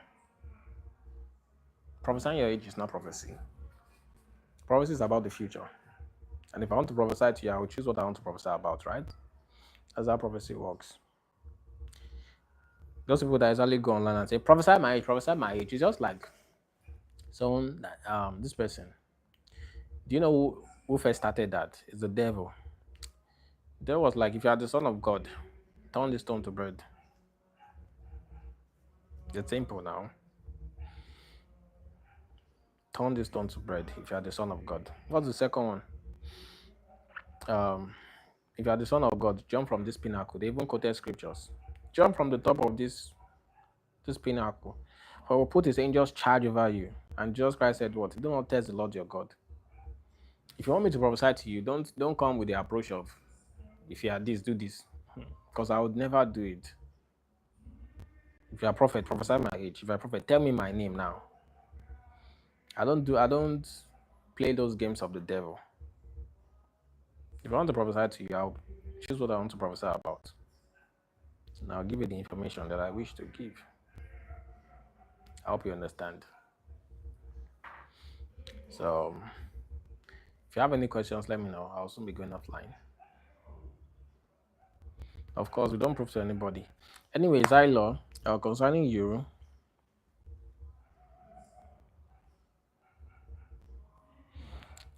you're about to enter a season within the next 6 months of positive radiations coming into your life. Positive radiations coming into your life. Good things will just keep on happening. Good things will keep on happening to you. Though good things are happening to you already, but good things will keep on happening to you. You're about to enter a season. It's a period of 6 months that good things will start happening automatically. Like a wave of energy. Yeah, that's what I just see. For now. So, may you live long. Because some of us need you in this wicked world. Of course. I usually tell some people, say, it is better for you to tell somebody you will get healed in 3 months than for you to say you're going to be healed right now. Why? Other things don't make sense to me. It's just don't say what you can't do. Only say what you can do. Don't let people pressure you into unnecessary stuff. And this is why most apostles are angry. Because most of the prophets online are fake. It's true. I see them online. I see them on TikTok. They are fake. It's true. Just that the way I usually talk about him because I like his videos, Just that the way he goes about it is very harsh. And people don't like it when you are too harsh or something. Most of those prophets, they are fake. You don't need to do. The Catholic Church don't do miracles, and they are big. So that's why you have to be careful of these people. You see me now, if you come to me, I'll tell you this is how much my prophetic school is, this and that. But the other, those fake prophets, they claim that they don't like money, whereas they're actually in ministry because of money. That's why they're in ministry. They are doing ministry purely because of money. Greedy people. These people can lie because of money.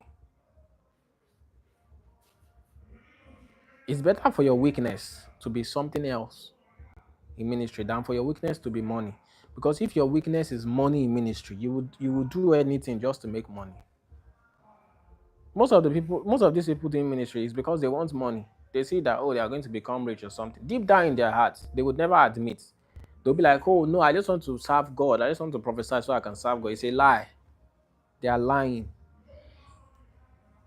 I never started this thing because of money. You know, since when I've been prophesying, I did my training before I got okay.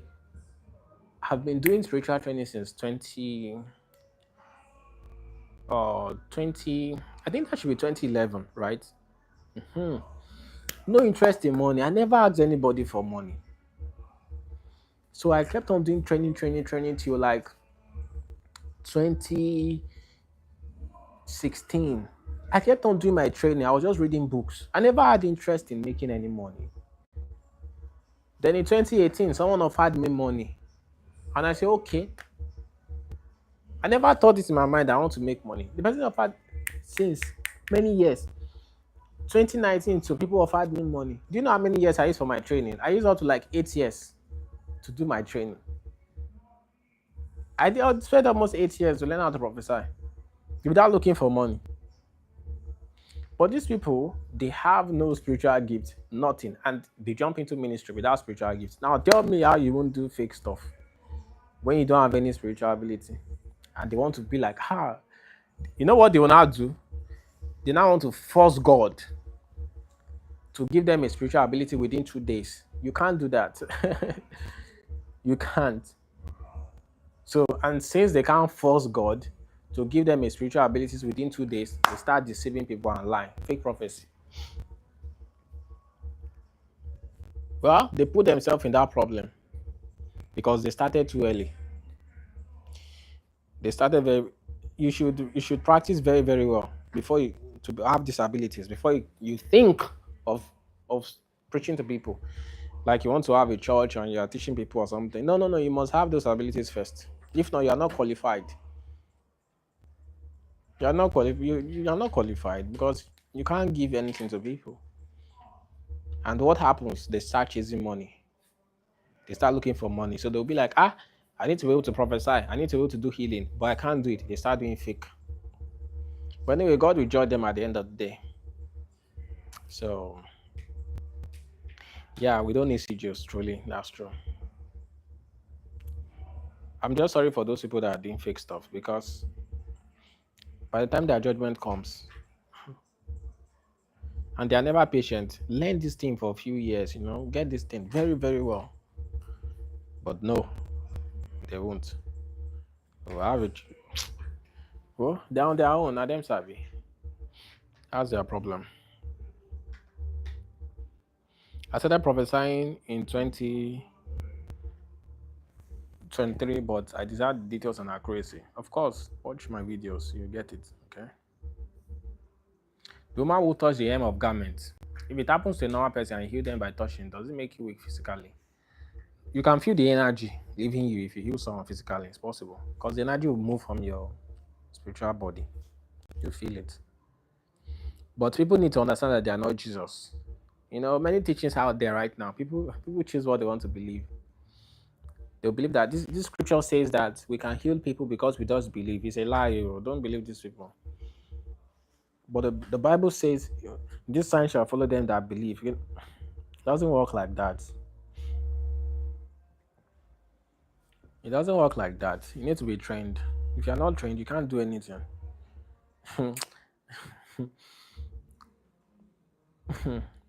When the devil is working, sometimes you think it's the work of God. For example, Afro gospel. Afro gospel is the work of the devil. There is nothing like that. There is nothing like Afro gospel. It's the work of the Satan. It's the work of Satan. I keep on telling people. They'll be like, no, if they can play your song in a club, then your song is the song of the devil. Let me just tell you that fact. It's as simple as that. Some will be like, no, do you know the work of God, the plan of God? God is preaching. That is not how God operates, my friend. That is not how God operates. Afro gospel came from the inspiration of the intellect. How man wish to make money through gospel music so that every human soul on earth, both clean and impure, can listen to it so that they can blow. That's it's simple as ABC. But when you talk about these things, they will say, you are evil, you are deceiving people.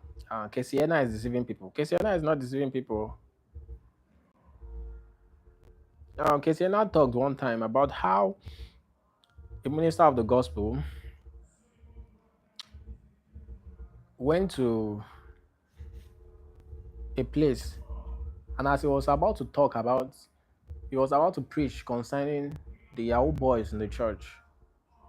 The pastor offered him a car instantly, and he prostrated. Now we are seeing this guy moving around with a comedian impeller, and these guys are mocking prophecy. You see, no matter how you talk bad about the Aromanians, yes, they can be very tough, and they can be very, very like ash or something. But if you check what they are saying, like if you remove that ashness and you look at it a little bit, I think it actually makes sense. There's something there, just as they say it in a very harsh way. Mhm. So that harshness covers everything. So they're actually right, okay, in many cases. Because I don't see how someone would be like Afro gospel. You're doing Afro gospel. What is Afro gospel? There's nothing like that. And the person that's doing the Afro gospel, can you see his hairstyle? How does it look? It looks like the hair style on his head is inspired by the devil, by Satan. You just know these are the signs, but people choose to not accept. So I'm training and training, Gaffer. God bless you. Specifically thought that. That's good. That's good. So you need to be very careful on some particular teachings. So you need to open your eyes to see. Okay? You need to open your eyes to see, check things properly, and test it with real life. So if someone is telling you that as long as you believe in Jesus, you can do healing. Okay, go and do healing. If it doesn't work, it means it's not working. Don't deceive yourself. Don't deceive. You just got born again today and you think you can heal the sick. It's a lie. There's nothing like that. Stop that nonsense. Stop that. Stop that. It's ridiculous to me. Oh, a new Christian, you can prophesy. You can prophesy. It's a lie. Some will say, oh, you are saved by Jesus Christ. That means your sin has gone. Oh, you are a new creature. That's not what Paul meant. That is not what Paul meant at all. Because if you were a prostitute before you gave your life to Christ, you are still a prostitute physically. That urge to do prostitution is still there. Don't deceive yourself. So you must train yourself. You must train to become. Yes, you are in Christ now. You are not in Christ before. You are in Christ now. People in Christ should be able to heal, but you can't heal people immediately. Never. Stop that. You need to train yourself to be able. Everything in this life is about training. Even it doesn't matter whether you believe in Jesus or not. You must train yourself for every single thing. So once you've now done the training, no problem. But saying that because you just believe in Jesus, then something just comes automatically. It's not like that now. Why? Why? Stop all these things, please. Stop. Gosh. I don't know why people are fooling themselves. But anyway, we'll enlighten them. We will. We will. Definitely. So make sure as you do your practices, work on your behavior. Very important. Work on your behavior. Very important. That's what some people miss. Some people are chasing spiritual gifts all around. They forget their behavior. No, no, no. You have to try to improve yourself. You can't improve immediately. Like, zoom. No. It will take time. I understand. Don't worry. It could take 6 months, right? Yeah. No matter. It could take a year. Yeah. Yes. So you could be doing some things that are not okay now, but over time you get better. Maybe you are doing it 6 times in a month before. Now you do it twice a month. It's progress. No judgment. You are getting better over time. So that's how it should be. You have more than enough time to improve yourself. And that's the most important thing. Some people be like, why are you chasing spiritual gift? It's rubbish. No, it's not rubbish. It's not nonsense. It's good. Okay? It's good. Spiritual gifts are good. But you can't also be like, oh, people are not holy. No. You need to give them time. Someone is asking me, what's your true burden as gaffer? What do you truly desire to see in people? My true desire to see in people is that they begin to develop spiritually and come to the likeness of Christ fully. And this likeness of Christ is having those same abilities that Christ had, okay? And the same behavior as Christ had. But you need to understand that these people cannot become perfect in a day. It doesn't work like that. So don't just tell them that you are once saved, or there's nothing like that. Stop that, please. Don't say that. Oh, you are saved eternally. Stop that. Or you go somewhere that is not good. You actually need to change. That's the reality. Someone will be like, oh, you go to hell. Can you come? Telling people that they will go to hell, it takes away their hope. So they won't want to change. Okay? So let them know the consequences of their actions.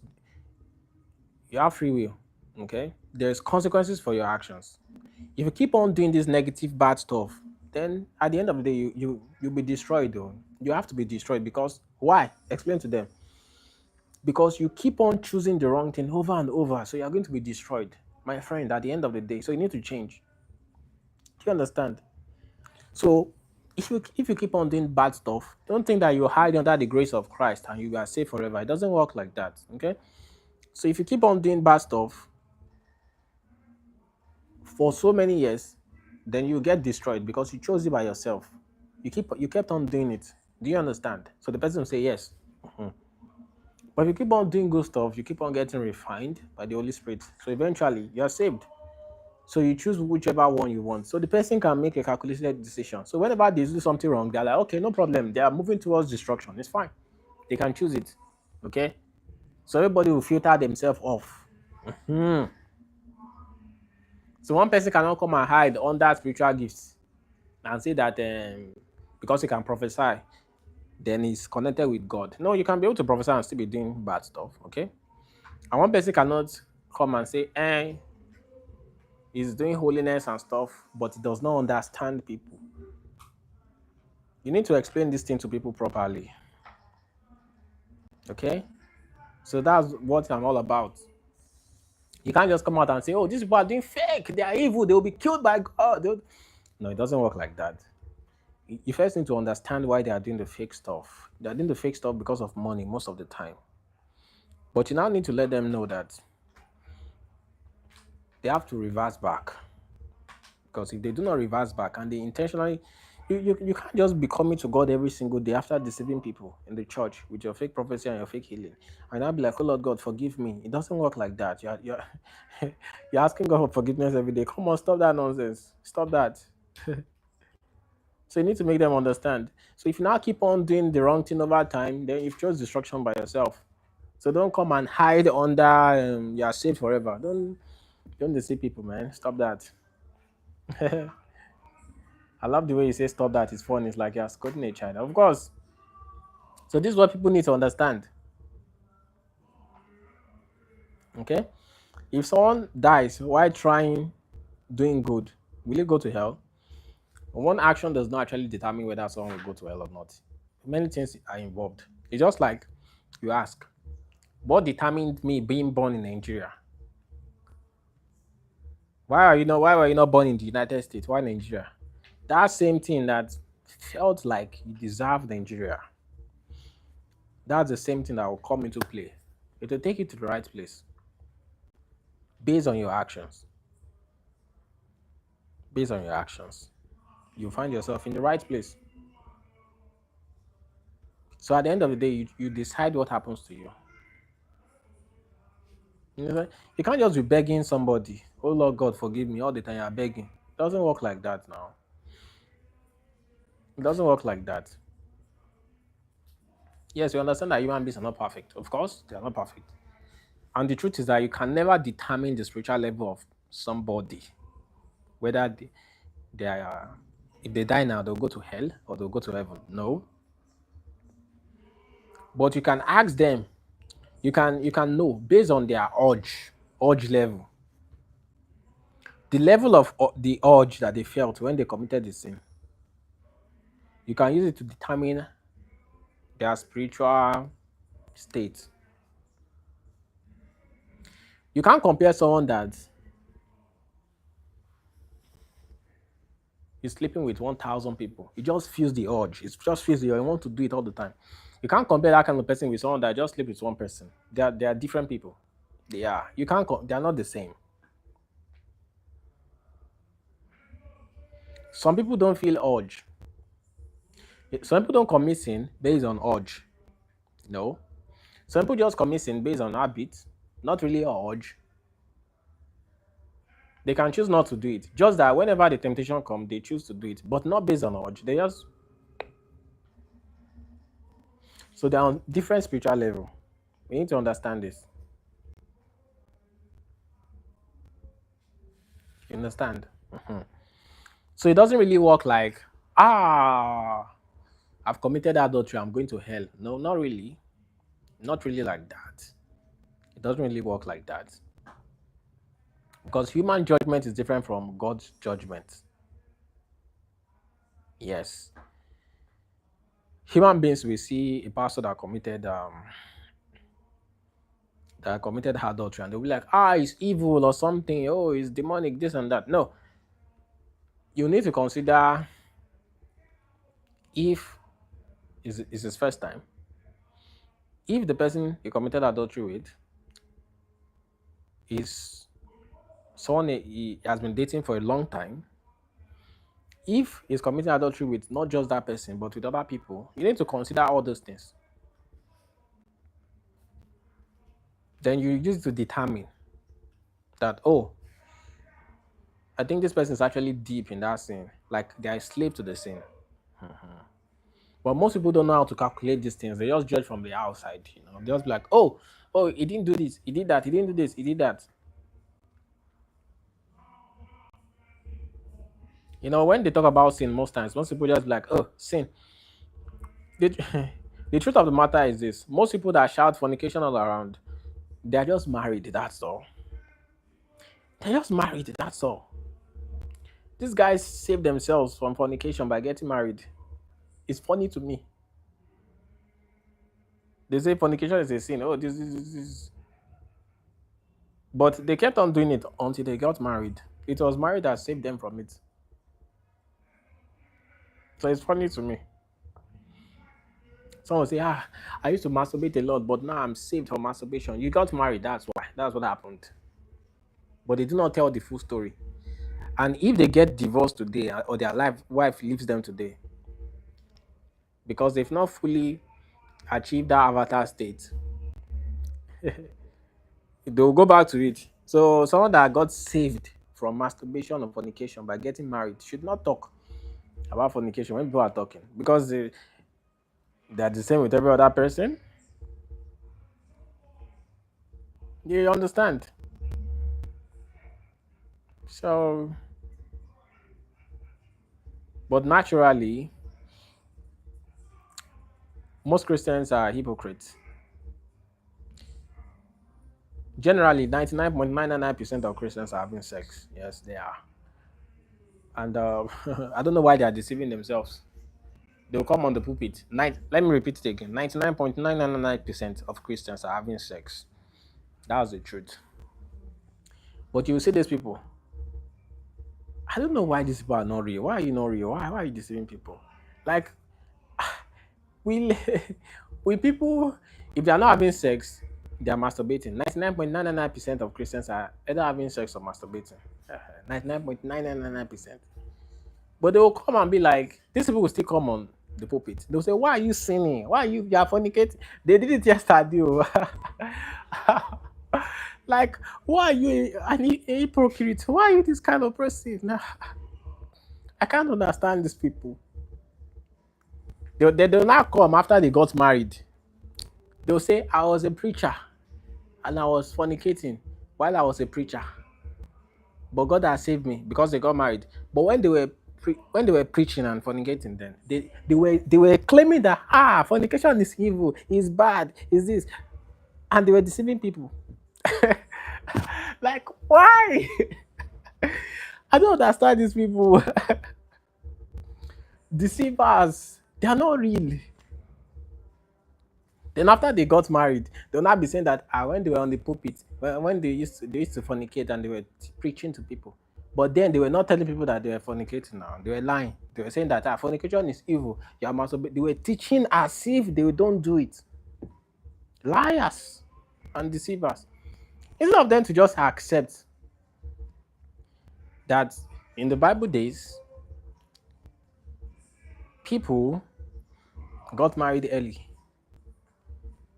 Even the person that was claiming that don't get married in the Bible, the Paul, he got married. It's extremely difficult for you to be a human being and you say you won't have sex. I've still not seen the person. If you find the person, you can show me. But I've not seen the person. Haven't. The only people that don't have sex are masturbating. They are. So I've not. Of course, there are some human beings that don't have sex, and that's because they don't enjoy sex. They have a medical condition. The solution to all this fornication, blah blah blah, just get married for God's sake. That's the only solution. But telling people that, oh, at 25 years old, you won't have sex, you can control yourself, yeah, they are deceiving yourself. It's not possible. That one should just be. People should have known these things for a long time. But and someone say, what about apostle? Blah, blah, blah. I don't think he has sex. Unless if he has a medical condition. Unless. It's not possible. Some things are impossible. Some things are possible for 30 days. I'm not saying some things are not possible for 30 days. Some things are possible for 3 months. A guy messaged me a while ago. I was just looking at him. He was telling me that sex, he has not had sex for the past 3 months. That sex is nothing to him. I just told him, I said, you will soon have sex, don't worry. He said, no, this, that, this, that. He said all kind of funny stuff. I was just laughing. I think 1 month later, he had sex. When he now had sex, it now became worse than people that even have sex normally. He now started having sex like someone that something is wrong with him. Of course, some people will not have sex for 3 months. People that claim they don't have sex, you just need to do like this. Just fold your hands like this. Just wait. Just tell them, don't worry, you will not have sex. Don't worry. That's all. They will use all their willpower, their strength. It's so funny to me. I just laugh at these people. It's just so funny. But they will never admit because they are liars. It is impossible for you to pass puberty stage. You've reached puberty stage, you've passed the stage, and you say you are not married and you are not having sex. It's a lie. It is a lie. It is impossible. Or you're not having sex or masturbating. I don't want to know who you are. Unless if you are a monk that don't live with human beings. And we've heard of stories of these monks doing all kind of things in the monastery. If you know you don't want to have sex, just cut off your sexual organ. That's the solution. Or just cut it off. But saying your body,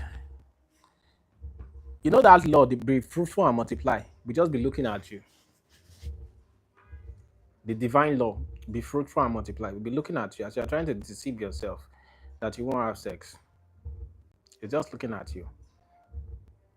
The more you claim you won't have sex, the more the hormones keep on increasing in your body. You'll just put yourself in problem.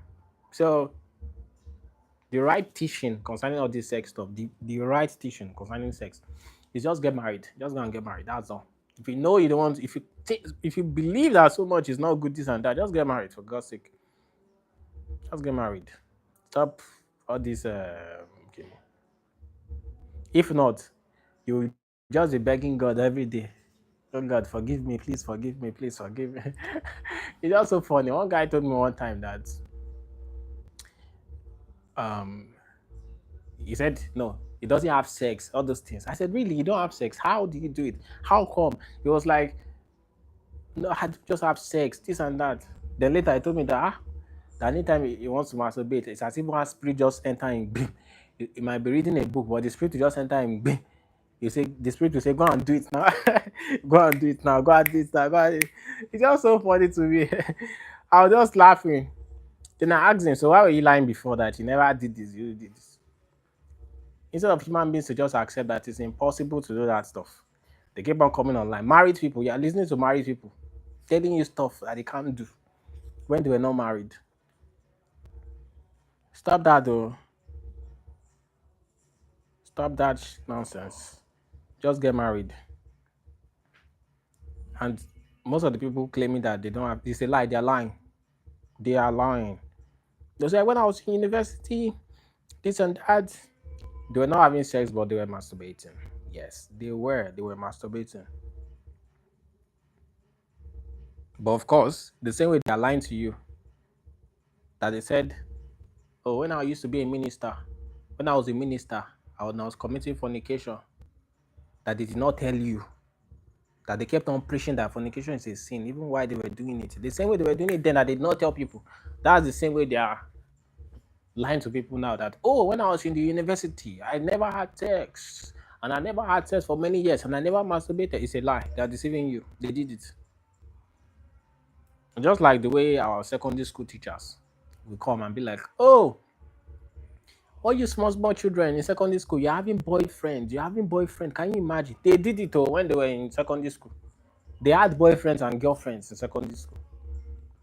They had it. But now they are teachers. They are claiming superiority. Now they know the right thing to do. They are saying, why are secondary school students having boyfriend and girlfriend? But you did it now when you were in secondary school. So why all those things? But the greatest lie, one of the greatest lies nowadays is that telling people, 26 years old people, that they should not have sex, that they can hold themselves from having sex. You can't. Stop that. You can't. It's a lie. It's a lie. It's not possible. I know some people will come and say, just like I met one liar saying that she never had sex. She never had sex. And then I asked her, but you're masturbating. She said, no, no, no. But she was lying. At the end of the day, I discovered that she was having sex consistently, but she was lying. So don't just deceive yourself with all these things. Don't deceive yourself. No, don't. So since you now know that it's impossible for somebody that is matured not to have sex or masturbate, don't deceive yourself going to God every day, beg for forgiveness, because you definitely do it again unless you get married. But if you now get married and you're still like doing something else, then you need to check yourself. Okay. So how about being able to help? Some people be like, if you have a church, is this what you preach? Yes, it's the truth. That divine law, be fruitful and multiply, will not listen to your nonsense. Oh, you're studying biochemistry in university. It doesn't concern it. You must give birth to children. You must. It's a divine law. And you are telling me you won't allow the law to work. You're deceiving yourself. But some people like, oh, it's heresy, it's this and that. When people say that, I just need to call them. So are you telling me you're not having sex now? Are you telling me you're not having sex? They'll say, I'm not having sex. I'm not having sex. I said it's because you can't afford it. You are broke, you are poor. But you can afford masturbation, sure. Because it's free. Then you see their eyes will change. Most of those people that are claiming, oh, they don't have sex, this. I've never had sex before. They don't have no money. They are poor. Nobody wants them. They can't afford it actually. Just like someone say, I don't need a Lamborghini. I've never driven a Lamborghini before. I've never. Of course, you can't afford the Lamborghini in the first place. You desire to drive a Lamborghini, but you can't afford it. Simple. You can't. So nobody wants you before. So of course you can't get sex because you can't even afford it. You can't take care of yourself, let alone taking care of someone else. But you see, give them money, let them have money. The first thing they are going to do, they'll be like, oh, I'll ask God for forgiveness, Joe. Oh, oh. I'll ask God for forgiveness. Very funny human beings. You can stop yourself from lying, of course. But saying that you won't have sex is a lie. You might not have sex for 6 months, but trust me, eventually you will do it. You will do it. So what's the point? You just be begging for forgiveness all the time. So, do you have any other questions? So, imagine bringing your friend to this service for the first time. Of course, the friend will be like, it's true, it's true. Of course, that's the truth. But most people, they are scared of what people will say. They don't want to say the truth. But me, I will say the truth. I'll say the truth. Telling people to do what they can't do, what is not possible. Ah, okay, just ask the pastor. Hmm? Can you bet with me that you won't have sex with your wife for 2 years? Can you do that? They can't. They cannot do it. Never. They can't do it. Even the married people, the so-called married people, you are having sex with your wife every day. Are telling people that you should not have it. Can you refuse? Can you stop having sex with your wife for 2 years? Let's see how powerful you are. You can't do it. So why are you deceiving? You're just hiding under the covering of your wife because you are married. So the sexual urge, of course, you can hold the sexual urge for 2 weeks, 1 month, 2 months, 3 months, 6 months. Without you can't even pass 3 months. That's just the reality. Unless if you are masturbating. So someone is saying, say something about speaking in tongues. Speaking in tongues is a spiritual ability. I don't believe the speaking in tongues that people do today. Shakata bayada. You can see how Pella was speaking in tongues on the live session, and it felt real. It's a lie.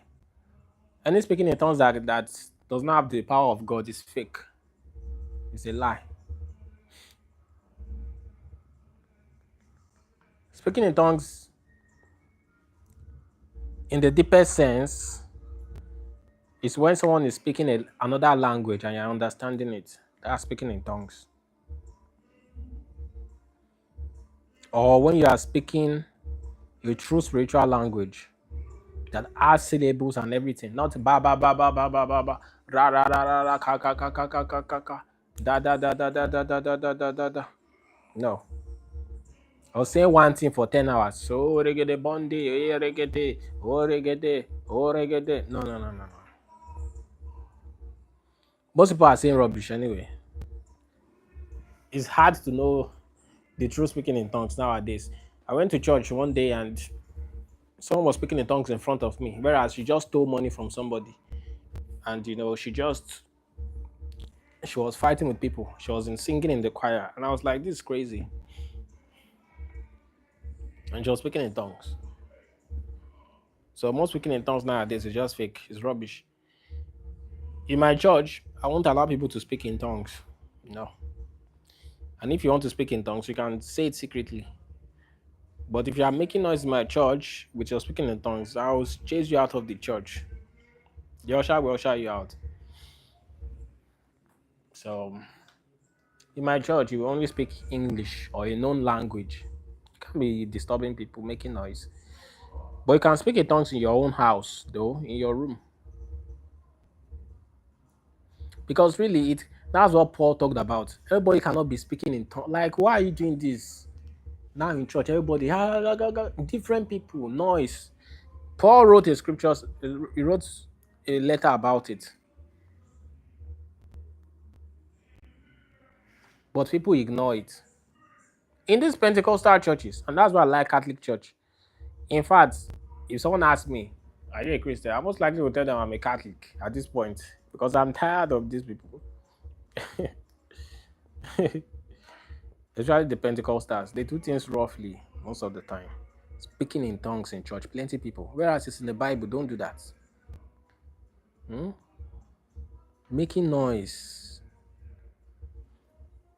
Someone is asking, what sign, fruit, or confirmation should a person look for to know if the person is called to do a divine healing assignment? You just have the desire in healing. Like you desire to heal people anyway. And lastly, because I said that it's impossible not to have sex, does not mean you should be having sex with 1,000 people. That's not what I said. No, that's not what I said. That's not what I said, though. Because some people now say, he said you should have sex with people. No, no, no, that's not what I said. If you check my videos, if you have a girlfriend or you have a boyfriend, and you guys know the you are dating for marriage, and you have sex, if you come and meet me and you ask me, did I do anything wrong? No, I don't say anything wrong in that. That's me. That is me. As long as you are dating with the person with the intention to get married, of course, I don't see anything wrong in that. But if you are just having sex with random people all around, or you are getting paid to have sex, I think something is wrong with that. Definitely. No, I think that is wrong. If you are getting paid for people to have sex with you, you are just a prostitute, you know. You need to change, actually. I always blame the woman, not the man. I never have issues with men when it comes to sexual stuff. I only have issues with the women because they are the ones that, they're in charge of it. They're in charge of sex. You see some women come nowadays, oh, this pastor slept with me, this, that. But she could have said no. No, she could have said no. The Gosha is not evil, even in this world comes from man. Yeah, you can say that. So if you have three girlfriends and you're having sex with all of them, no, I think that is wrong. If you have two girlfriends and you're having sex with them, I think that is wrong. Because how are you even dating two people? Because you can't actually date two people to see whether you get married, you know? Uh-huh. So these people are not children now. You are thinking they won't get married. Or you're thinking they won't have sex. You are deceiving yourself. There's no amount of preaching you preach. It won't work. The main thing is you should be focused on them getting married. That's it.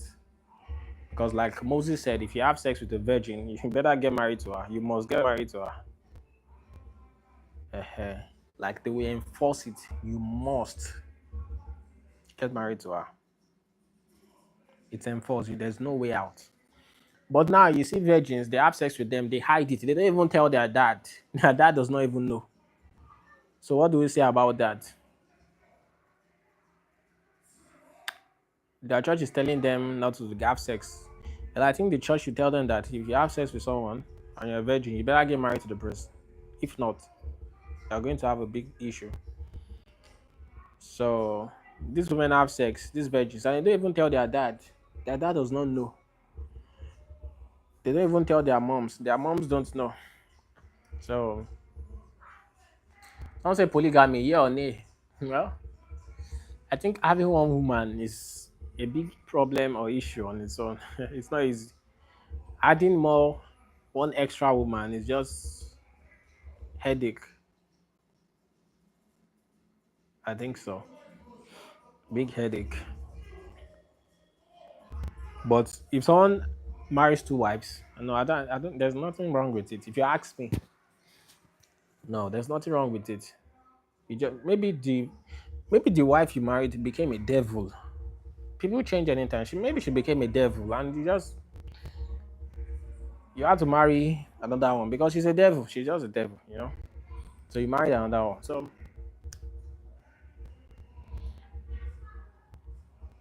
then concerning concubines, if a man wants to get married to another wife, of course she's going to be a concubine first. So, but generally, if you check the Bible does not frown on men marrying another wife. No, it never frowned on it. It never frowned on men having concubines. Never, never, ever, ever. It's the Roman people that have issues with it. But the Bible, no. Moses had many concubines and wives. Yeah. What is a concubine? A concubine is a woman that lives in your house, but you are not culturally married to her. You are not legally married to her, but she lives in your house. But she's not your wife because you are not culturally and legally married to her. But you can have sex with her. That is what the concubine means. In Israel, the concubines were living in the house. and you can have sex. But now people will say you are committing adultery. I don't know where they got that from. Actually, there's a difference between your wife not wanting you to marry another person, which most women don't want you to marry another person. But you saying that, oh, someone, have you ever seen a place in the Bible where they caught a man for adultery before? You know, it's only women that commit adultery. Put that in your head. It's a woman that can commit adultery because she's married to a man. So she now went to sleep with another. It's women that commit adultery. Check your Bible. There's nothing like, oh, boy is married, they have sex with another woman. It's adultery. That's not adultery. That is not adultery. No. But there are many disadvantages to doing that. Because you need to make sure that your family is okay and healthy. So you don't want to risk the health of your wife and your family. You have to consider a lot of things. But me, well, I'm not married yet. But I feel like if you are with one person and she's okay for you, you can be with her. You don't really need to. You don't really need plenty people. No. Unless if who you got married to is a demon that she's giving you problems, then of course you will leave the house and you need to find someone else because she's giving you issues. But also, why will you marry a devil? Why? You need to vet her properly, check whether she's a devil or not. You see? You need to know who you are getting married to. You can't pity someone to marry the person. You need to be sure. Yeah, you need to do your research and make sure the person matches you. But generally, there's nothing like the man committed adultery. It's a lie. There's no such thing. But they preach this in churches. They will say, "Oh yeah, you went to sleep with another woman. It's adultery, yeah. Brother James. You have sinned against God." That's not in the Bible. It is not in the Bible. It's not there. Please, if you see anywhere a man committed adultery in the Bible, please show me. Maybe I didn't check it well. But I've never seen anywhere a man committed adultery. I've only seen places where women committed adultery because men cannot commit adultery. They can't. Can they? No, they can't. Because men can get a concubine anytime, any day. So why would he commit adultery? How? No. Someone says, what do you think of weed? Marijuana. It's a drug. It can affect the brain. So I don't take it. So it can affect the brain anyway. It can affect the mind. So most people don't like it. Yeah. Most people do not like it. And also generally the society don't, if they see you taking marijuana, they'll think you're a bad person. So it's just like tattoos. If you have a tattoo, it feels somehow. And also taking marijuana can expose you to demonic influences because it will make you high and low vibrations, demons. So things that you wouldn't do normally. When you take marijuana, you might do them. It's just like alcohol and stuff. So one has to be careful.